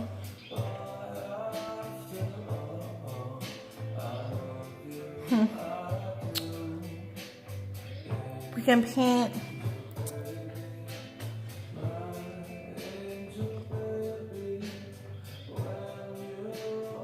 do we paint the insides, or do we, let's just go to the baseboards. Let's go to the baseboards upstairs.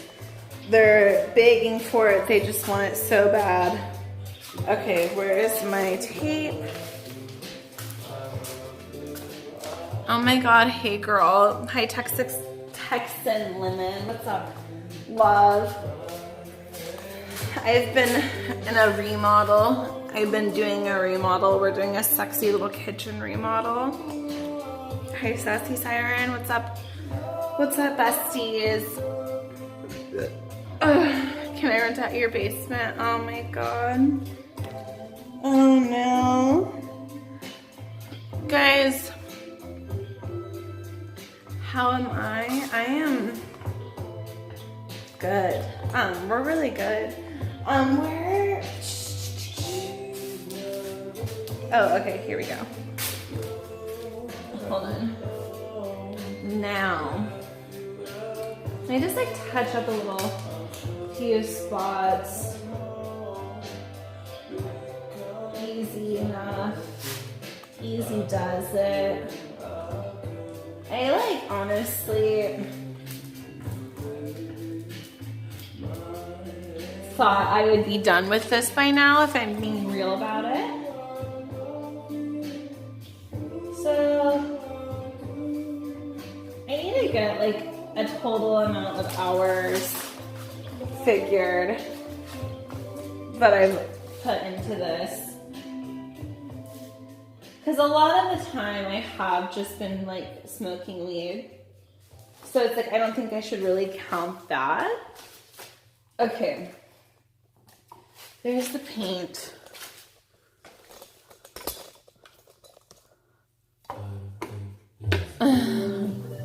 So the QQ for Holly's basement. Yeah, Solo's welcome to the basement. I even have the spare bed down here, so she's welcome to the mold and paint fumes. She needs a spot.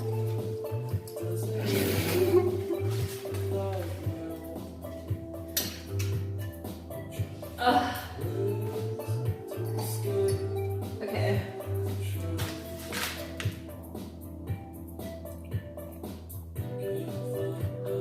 Let's okay, see here. This I can get in my pocket.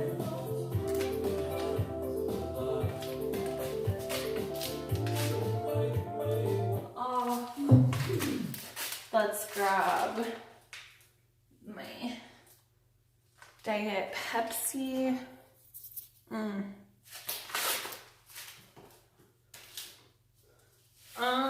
Okay, and then we need something this can be on because this is a little messy. Personally, I honestly think I might need a little, I'm gonna need more. So we're gonna have to do a paint refill.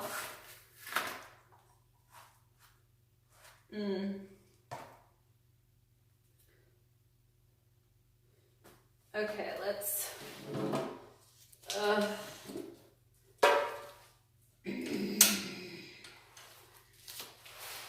Here we go.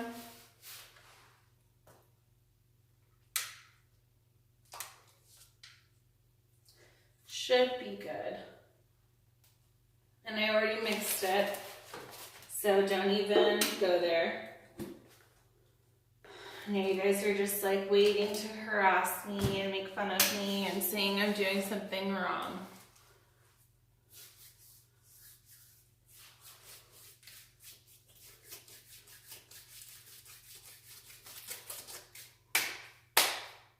Okay.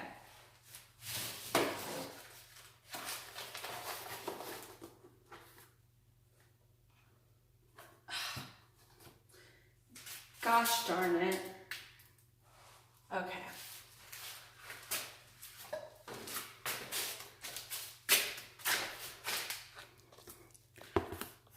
How long are you letting paint dry?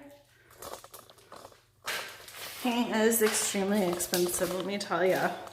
This paint was $38 for a gallon. Imagine that. Unreal. Unreal.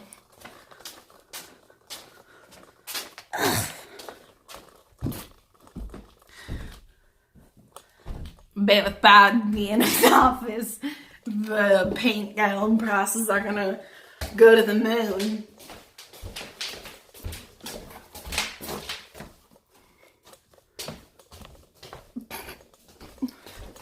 How's the gold, hun? Oh, the mold. Okay, it's like I didn't know I had any. I think we fixed it. I think it's solved.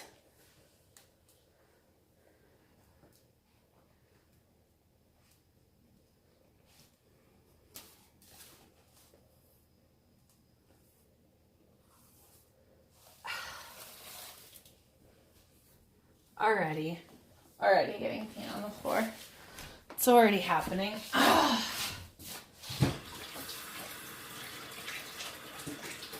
damn it. I have like a mineral spirit, so no worries, but I just don't want to. Okay, paint worked. Oh my goodness, what is... Okay.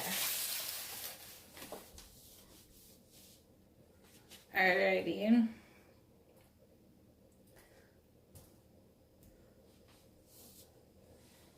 Now, guys, I'll be right back. I need to go grab whatever it is I left down there.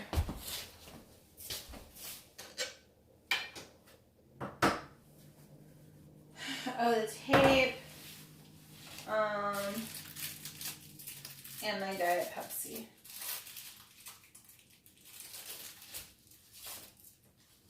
Hold on.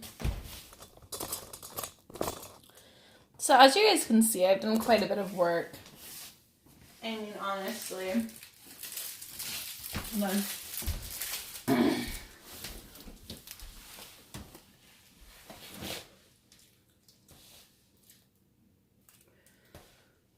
Ooh.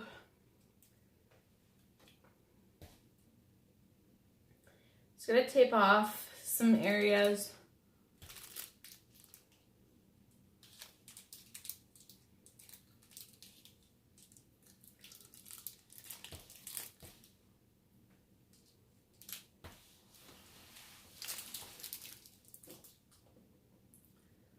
Whew.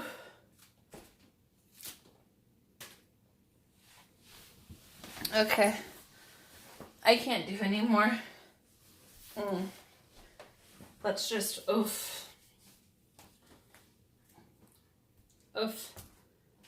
I'm about to sweat. Yes, like, do a little swatch for you guys.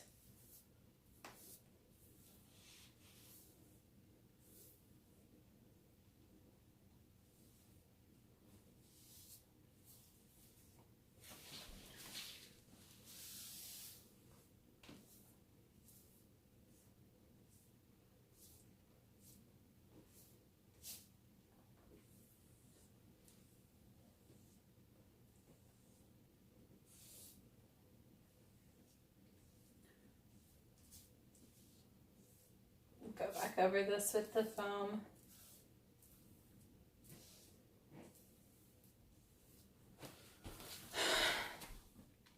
Art Queen, thank you.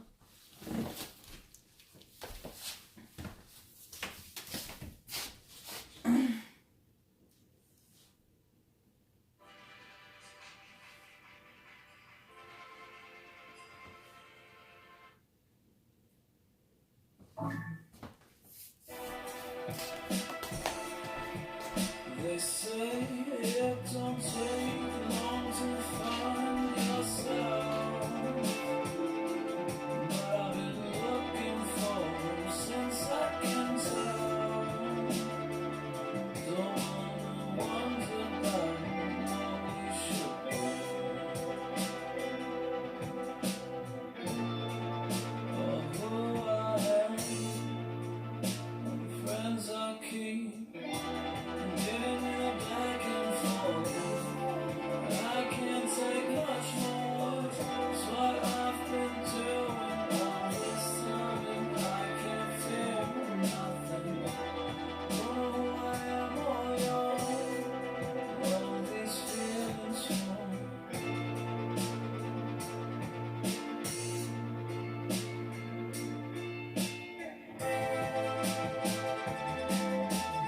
It's a part of thinking about love. Couldn't be with anyone. It's a part of thinking about love. I'm about to. I can only know so much. Can you feel it, baby? Liked it when you called my name.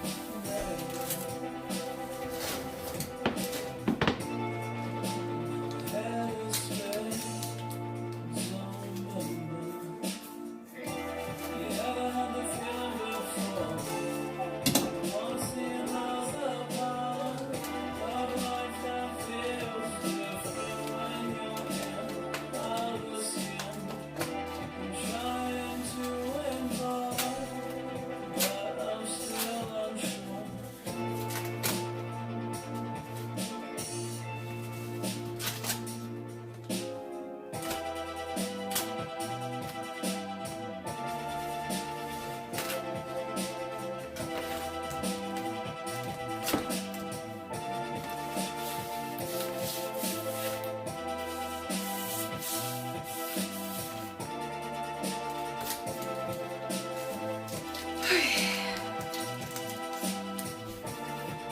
Do you watch home remodeling shows?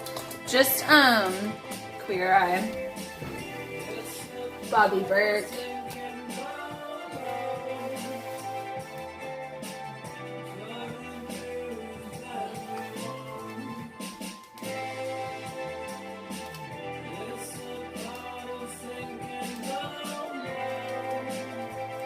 And then I follow his Instagram, period.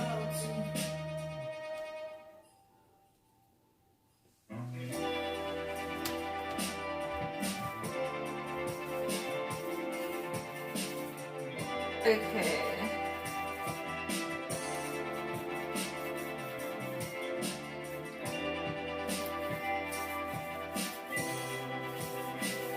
Ooh. Ooh. God. I'm gonna put this right there.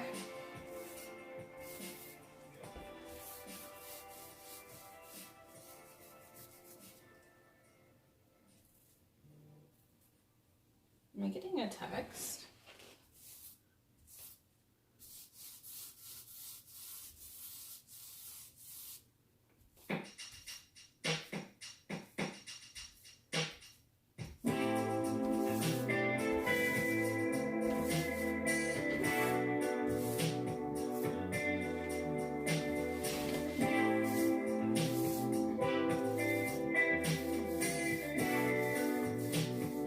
I wonder how fast it is. It's supposed to dry, right? Or dark glass panel cabinets. You know, like, this is my vision. I suggest you just shut the fuck up, ASAK. Like, literally, did I ask for your opinion? Then stop. Like, it's not needed. Once again, a man telling a woman what to do.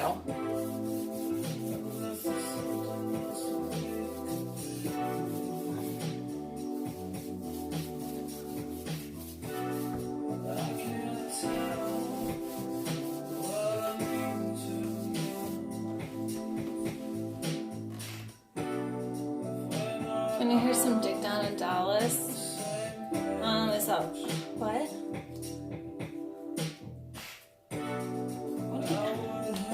Girlies, what are you talking about?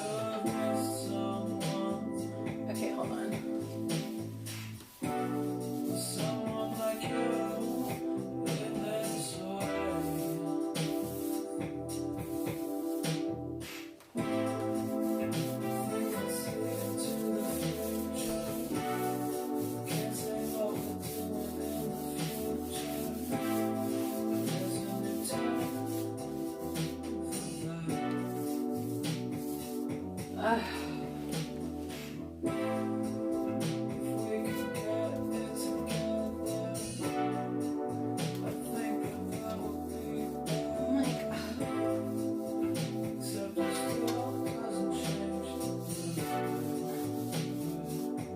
Little small places. I'm already over this. Like, I swear, every day.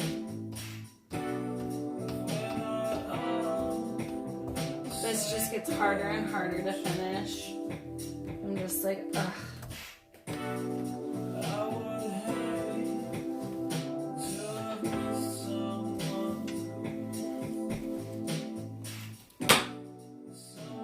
Why this color though? It looks a lot better dry. It will look good. Don't worry about me. Worry about yourself is what I would suggest. So we're doing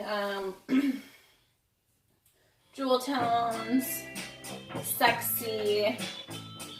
We just like kind of were like off the rails and we're like, fuck it. We're gonna do green. What does it matter? I can paint these 100 times. This is fine wood. This is fine wood. This is fine wood. Angel baby.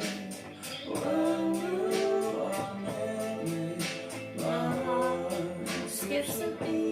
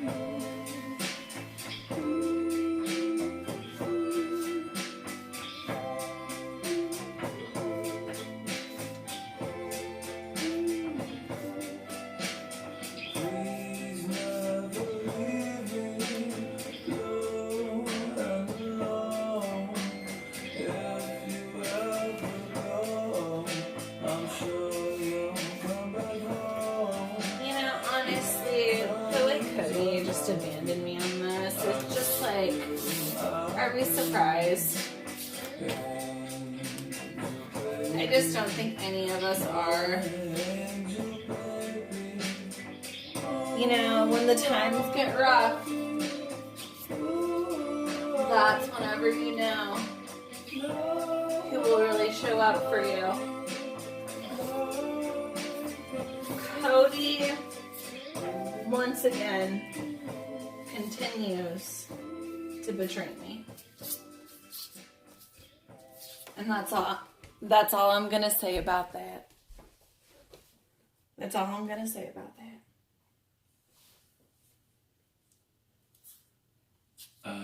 Guys, this color is actually incredibly sexy. And thank you to those who acknowledge the sex appeal in it. There's actually a hair. You gotta watch out for those when you're painting.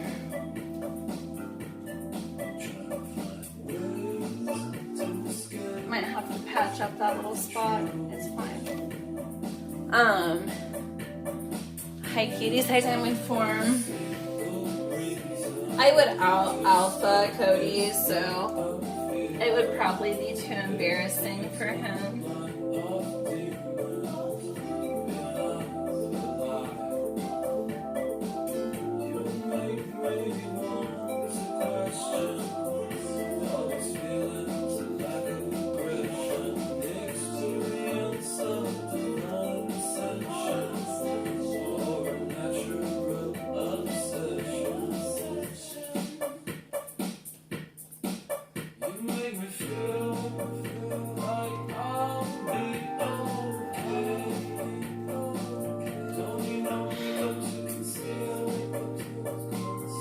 Will you bake pie in the new kitchen? To celebrate, I will absolutely make a pie.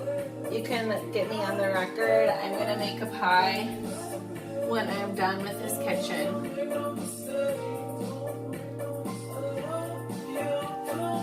But you can record that. You have my consent.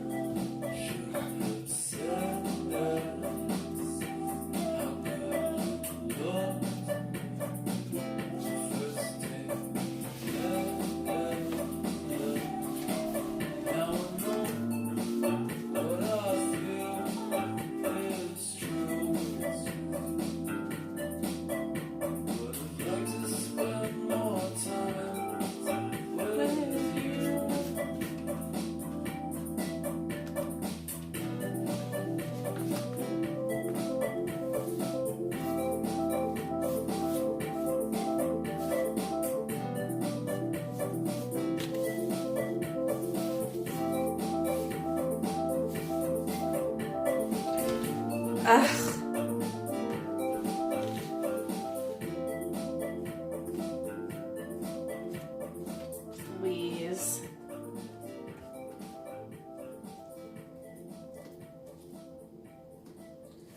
I'm gonna end up like having to like really clean down this hardware that's in here because I've gotten like paint all over the hardware. It's probably gonna make it like impossible to actually get anything in.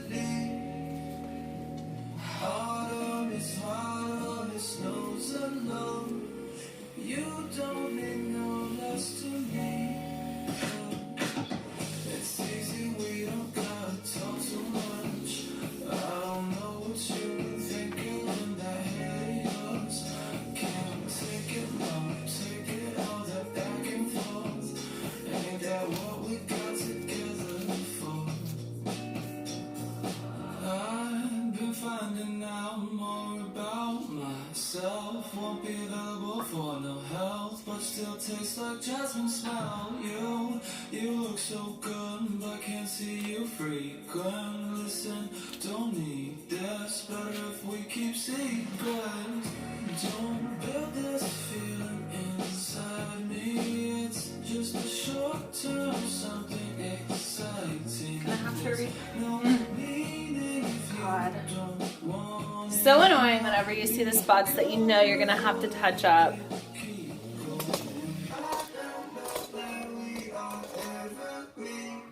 Oh, hi, Garney. What's up? Sorry, guys. I've not been great at responding. I'm just trying to get this paint.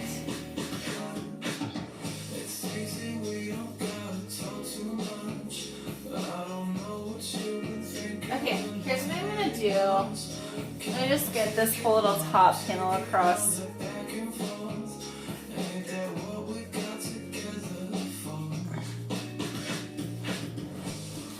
I think by the time I'm finished with this, people will be like, wow, I want that girl to redesign my kitchen. And it's just the truth, I do.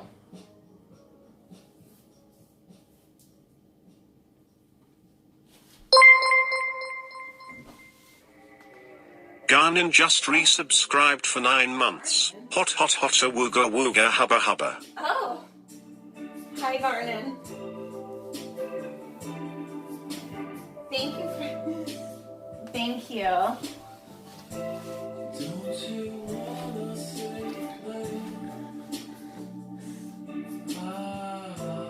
Nine months.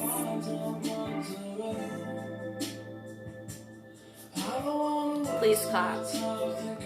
Oh shit. Got a hair.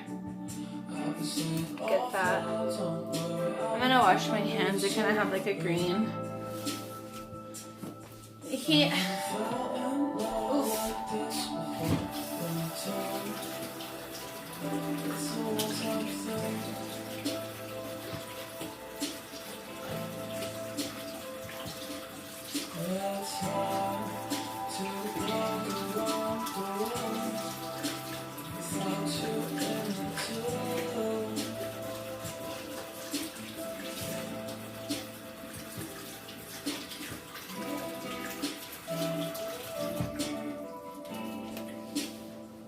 Oh, fuck. Guys, this is... Wow. This is just so much.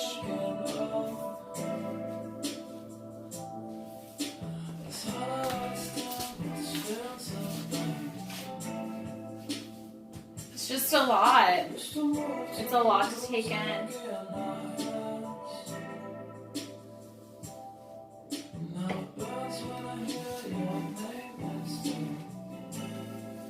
Ugh.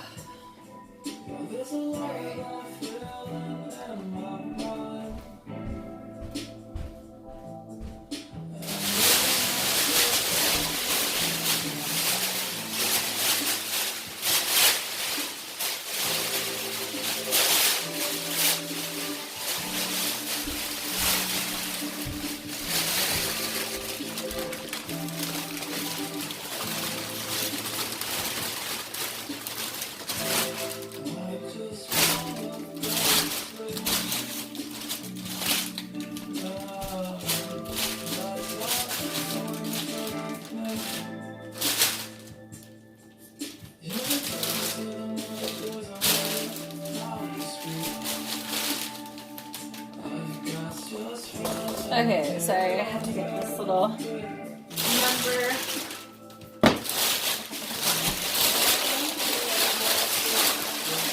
Okay, so let me just get this.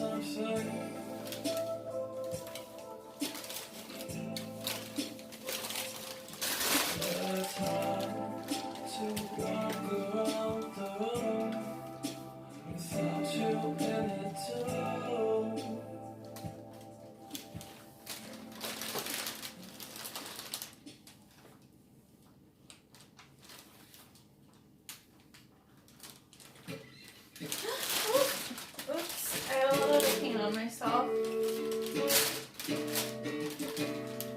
Okay, gotta be a little bit more careful.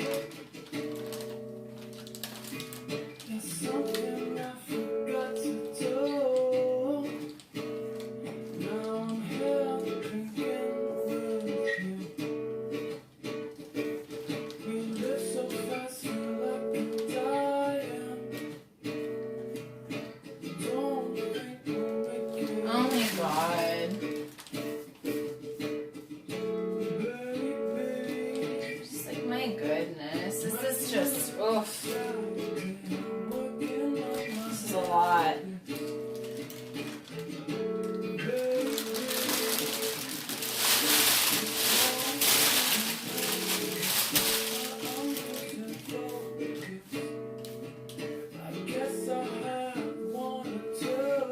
I still have to do this. Fuck, I still have to do this side next to the fridge. We'll get that done eventually.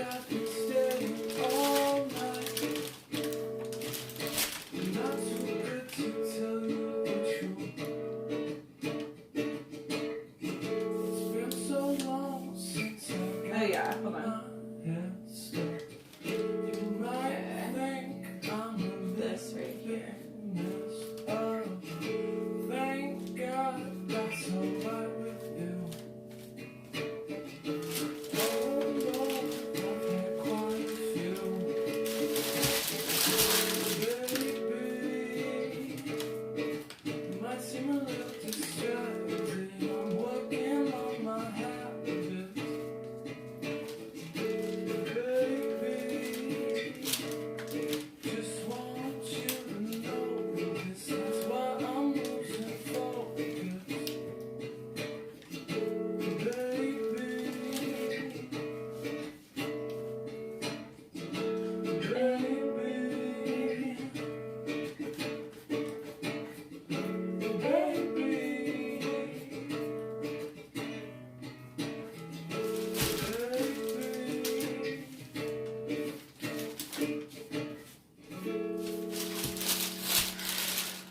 But yeah, like I said, I'll be doing 2 coats.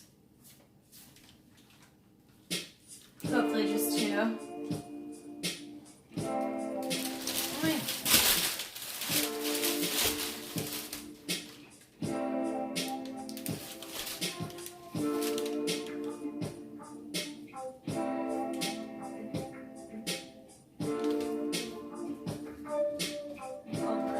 Get this little part.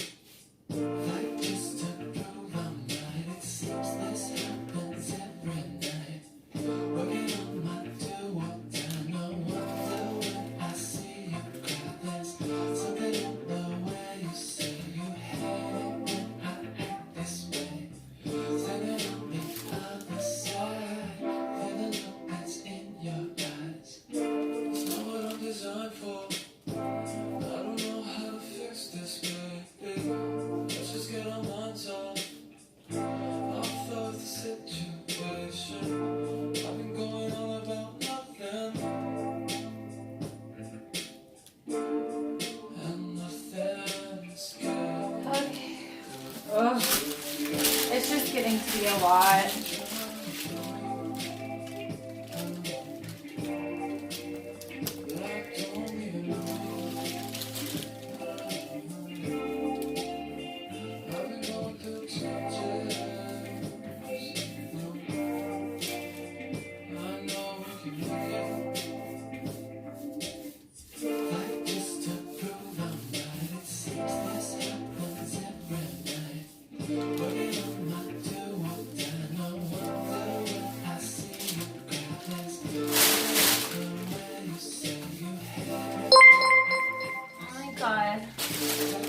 Lucy tipped $4.20. The remodel is really coming along, Queen. We love a good bargain remodel for us regular folks. Joe and Chip don't have shit on Holly and cannabis.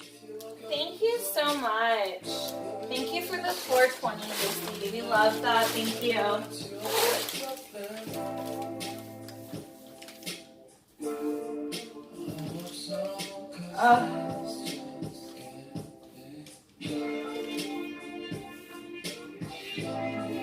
Oh no, not the paint drip.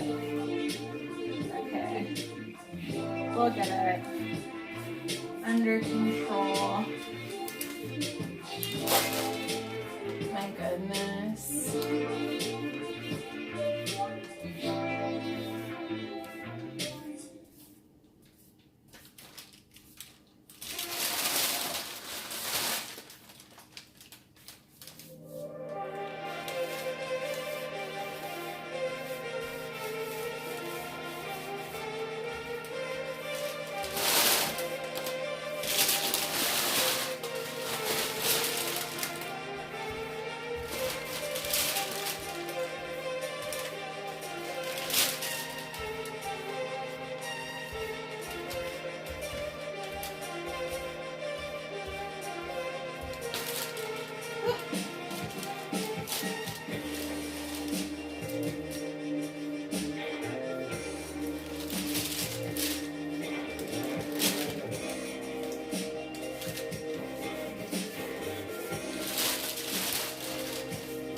God.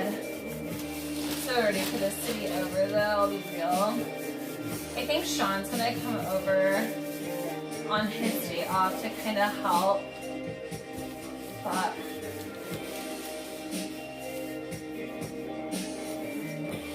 Seems like I'm getting alone.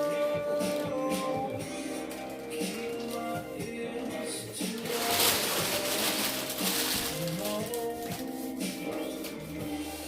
can't you tell my mind's on something wandering? Always on the move, you can hear the voices far away. I kept running around, looking for the I was catching up to me, and I looked like someone else. I kept running around, the whole place to myself. oh no. More in the hair. Ugh.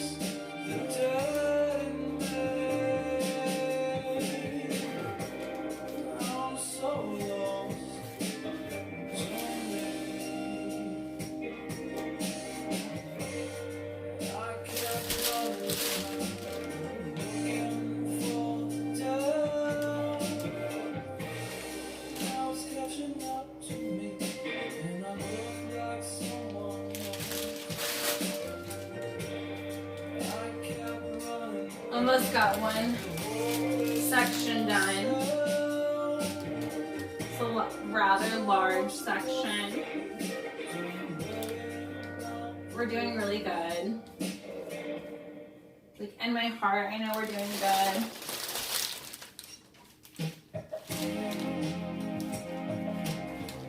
And I know we made the right decision to do the green color, and I just don't see why not. Like, I thought it would be fun, and like, why not have a little bit of fun in life, you know what I mean?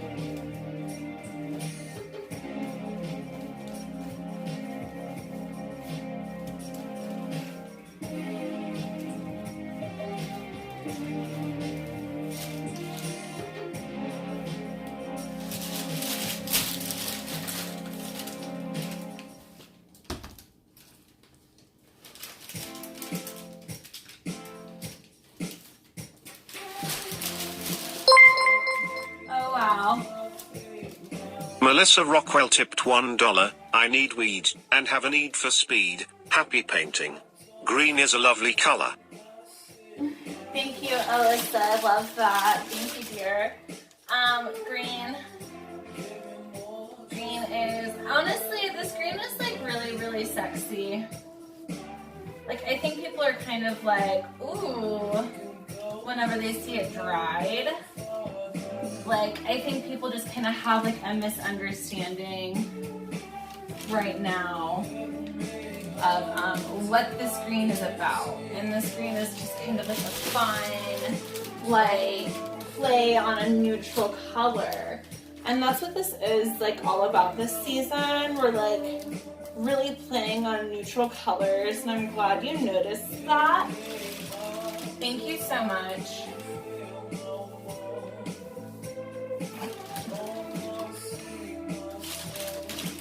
Like, we're just really playing on neutrals this season. Like, this is like a jewel tone neutral, just super sexy, eloquent. It's just like, it's like grown up, but it's not like too grown up, you know?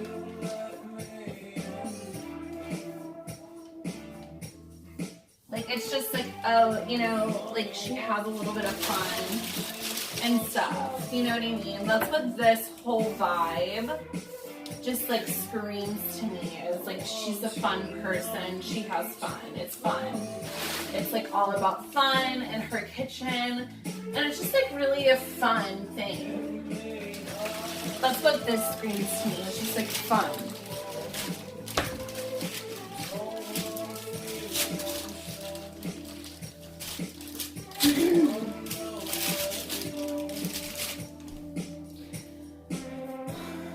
It's coming along beautifully. I think you guys can kind of start to see which angle we're going in finally. It's just like super fun, really cute. Hold on, I have paint all over my hands.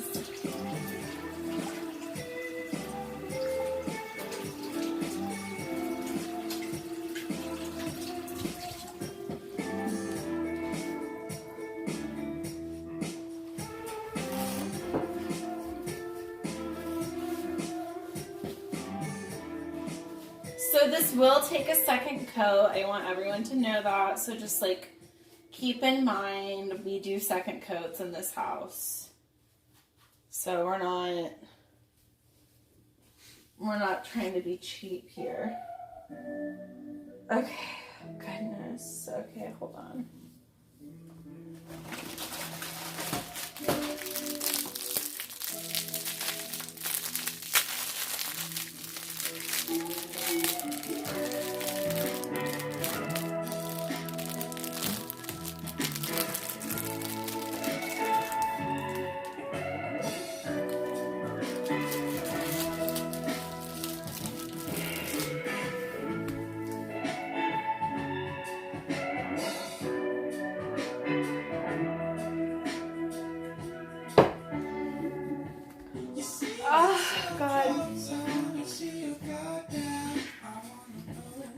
Sorry, I had a drink of Diet Pepsi after, so that's what that noise was.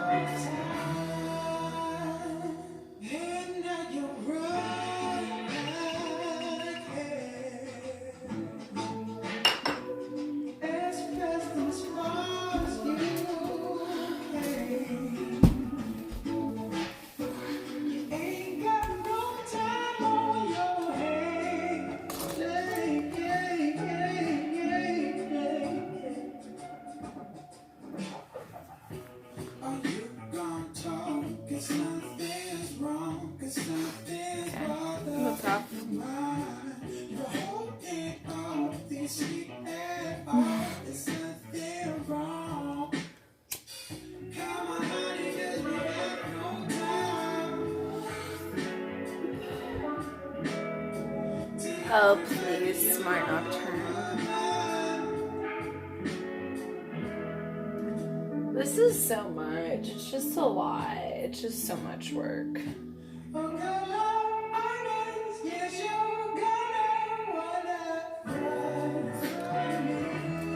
Like, it's just...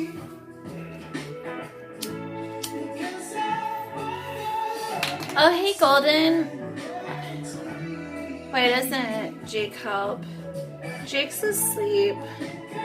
Honestly, he's helped, but this is kind of a personal thing.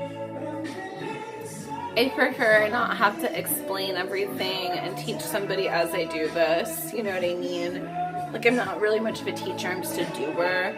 Don't really have time to teach him. You know.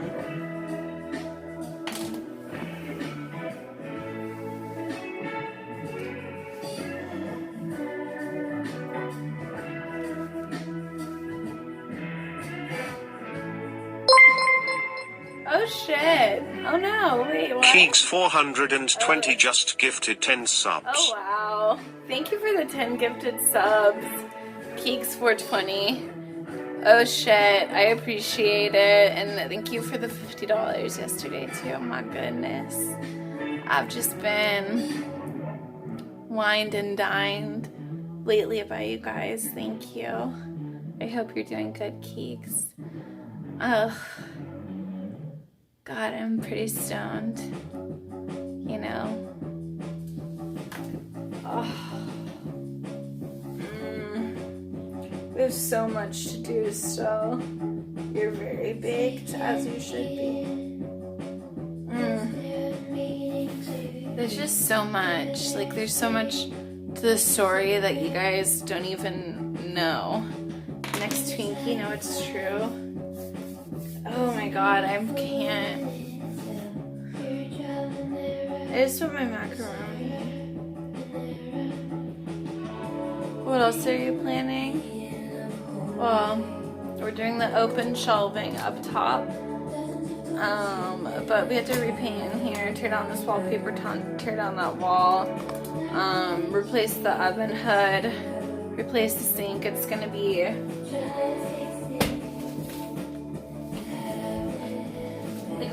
honestly, right now, I just don't even know. Like, I just don't know. Raving about your crazy ways, aren't willing to change, all grudges. Looking for your turn, all the basements of easy waiting for the world to bend around you. Oh yeah, this paint over here, I need to wipe up.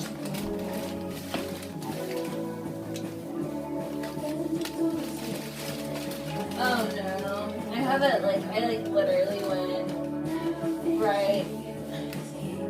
Okay. I am,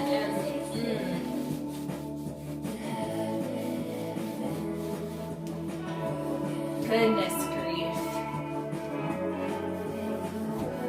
Okay, I got the paint.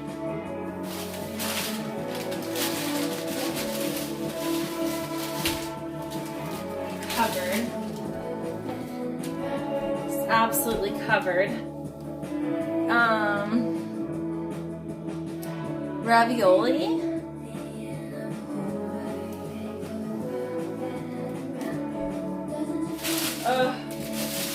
Okay.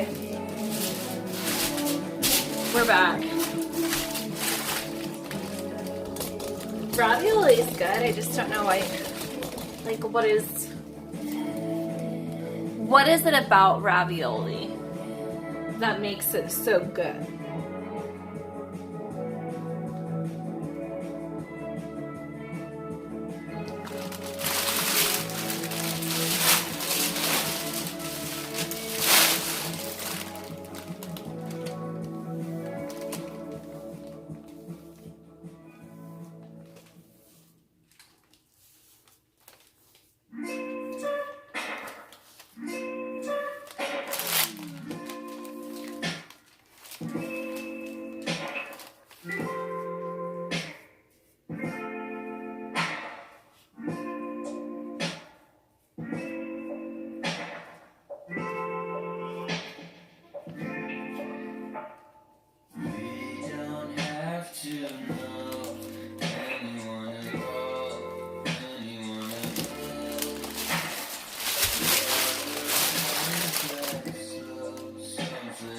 god, this sucks.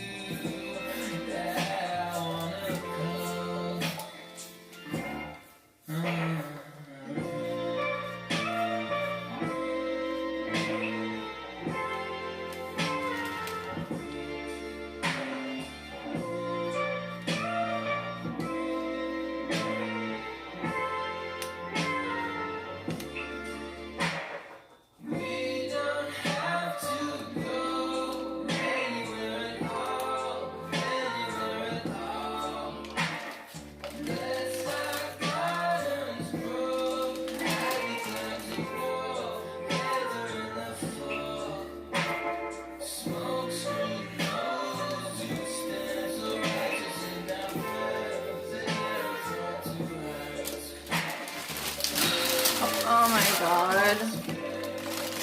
This is just a lot of work. These people really put it into this kitchen remodel, let me tell ya. They were like, nobody will ever want to remodel this shit. Really stuck it to us. Just how I feel on this too. Do I know it was intentional?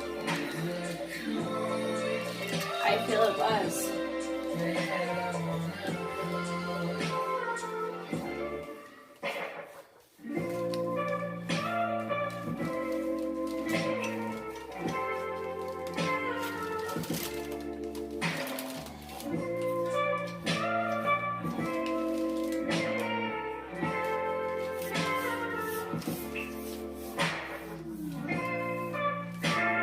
Oh yeah, the other thing.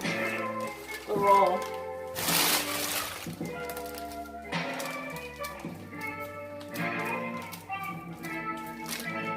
This is nice. The roll. I see that in the windows, reading on the glass, dreaming the day that they can find the index. If only this normality belongs to modern fantasy, it's too much. Well, they're open and faking, the girl can disdain the flowers too tall for the table again, but it's alright. Hey, dog, it's fake. Is that cool with you? That I wanna call your name. Is that cool with you? That I wanna call your name.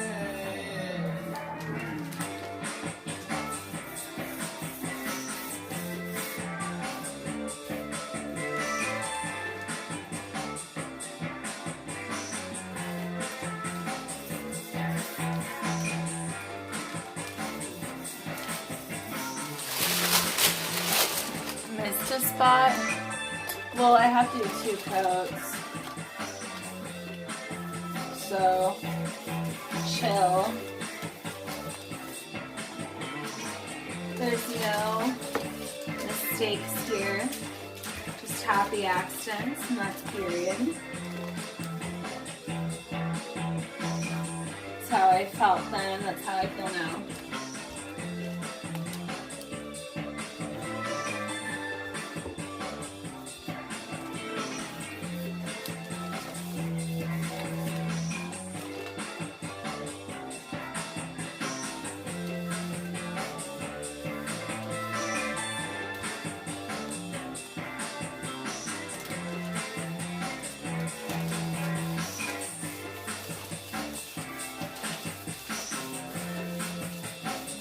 big commitment this is.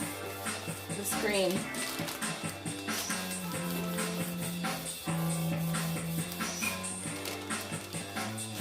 Hi, Kiki.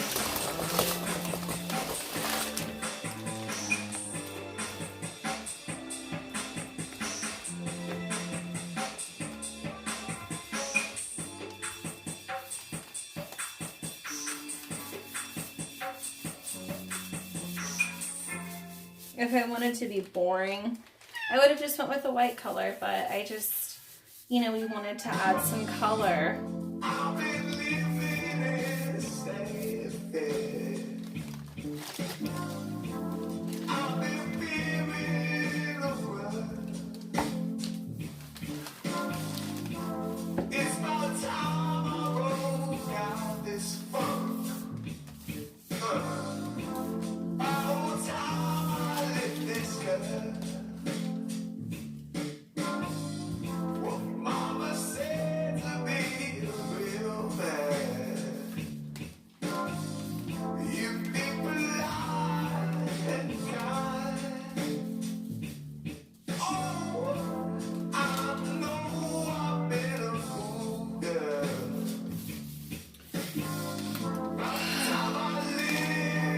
Yeah, it's unfortunate. You just have to do 2 coats, I think, with the cabinet. It's sad but true. Okay. Let me kind of go in these little spots the roller can't get to.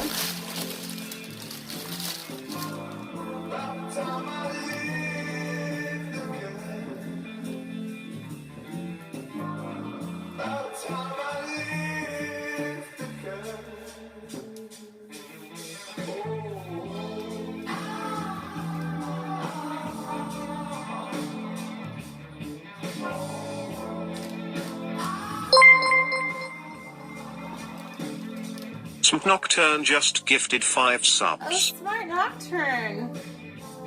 Thank you. Thank you for the 5 gifted. We love to see it. Thanks, honey. Oh my god. Guys, sorry. I've been terrible about reading chat. I'm just like trying to power through. Because the most fun part will be actually decorating the kitchen. So I'm trying to get to that part for us so we can finally have some fun.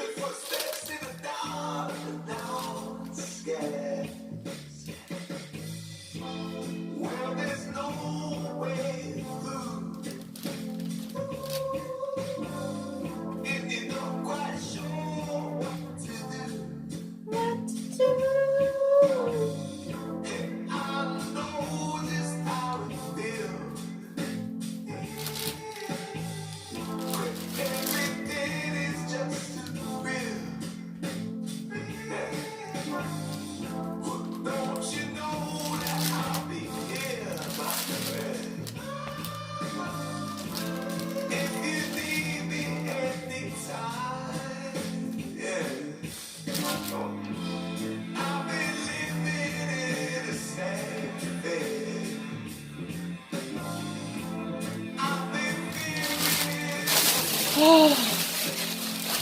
Oh my goodness grief.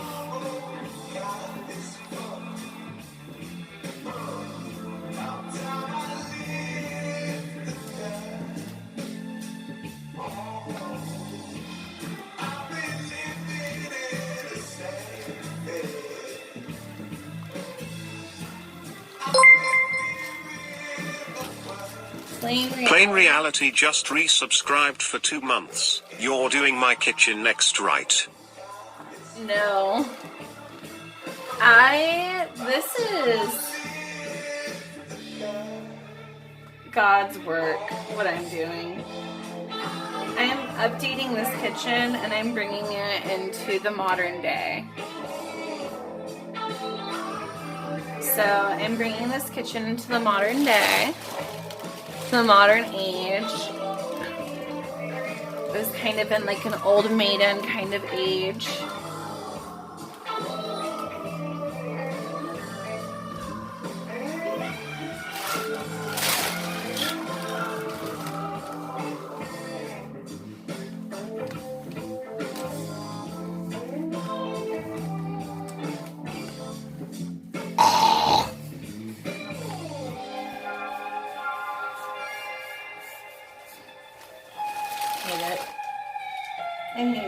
I'm so tired of painting. Sucks.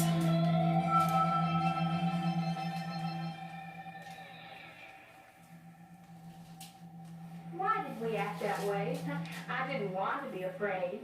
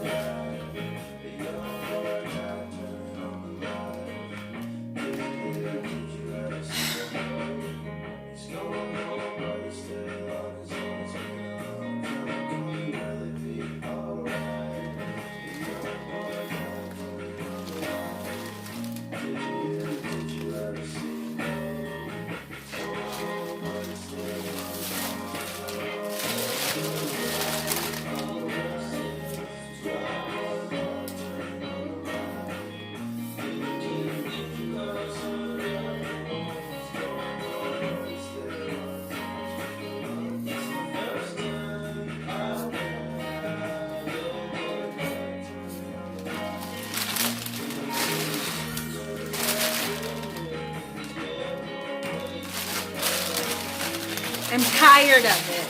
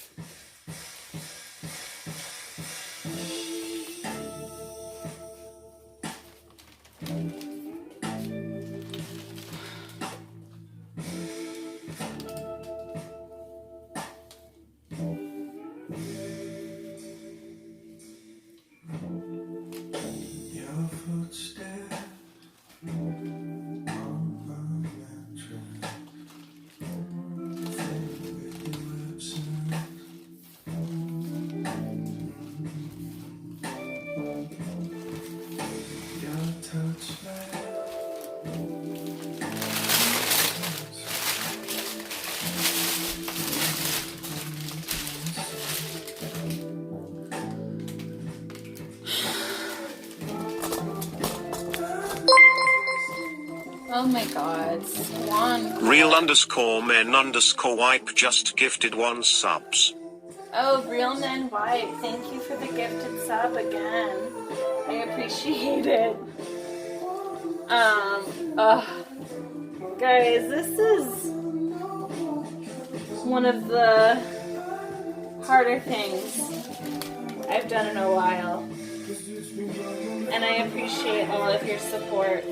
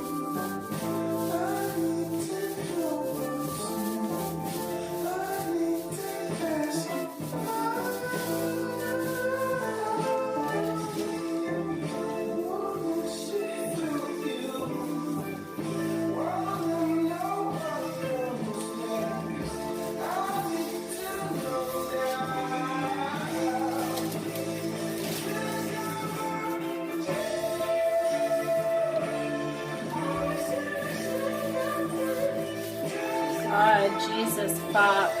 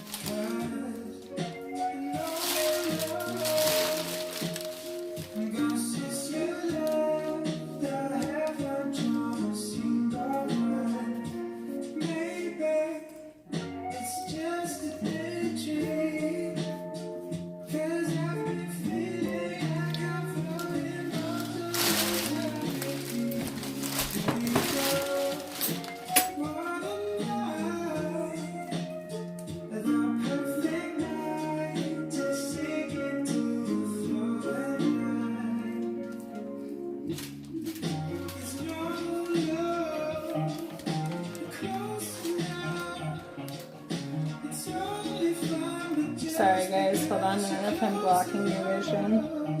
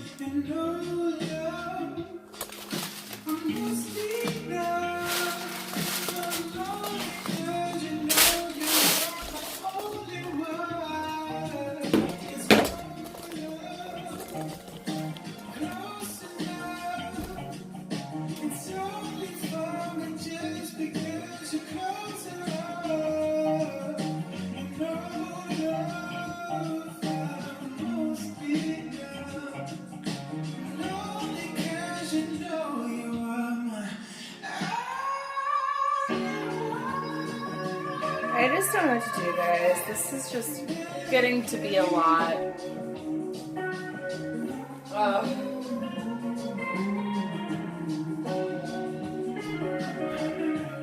Do I take a break?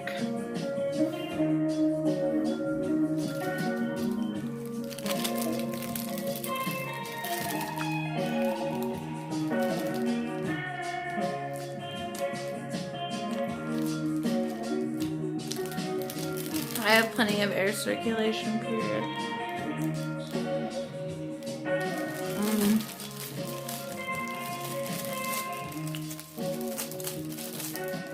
You like the hair pulled back? Thank you. I think it's kind of like a sexy vibe. I'm gonna get another one of these, guys.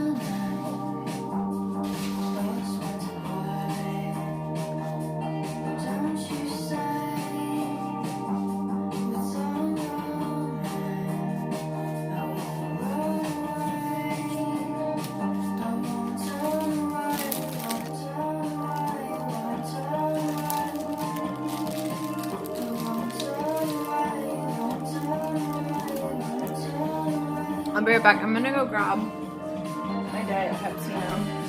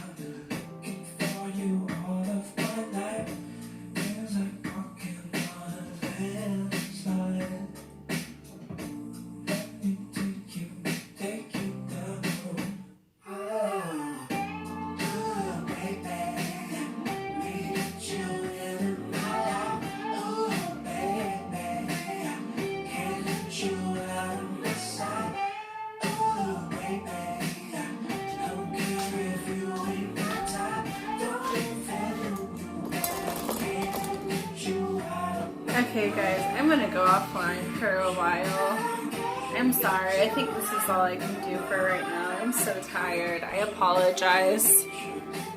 Sorry. I plan on coming back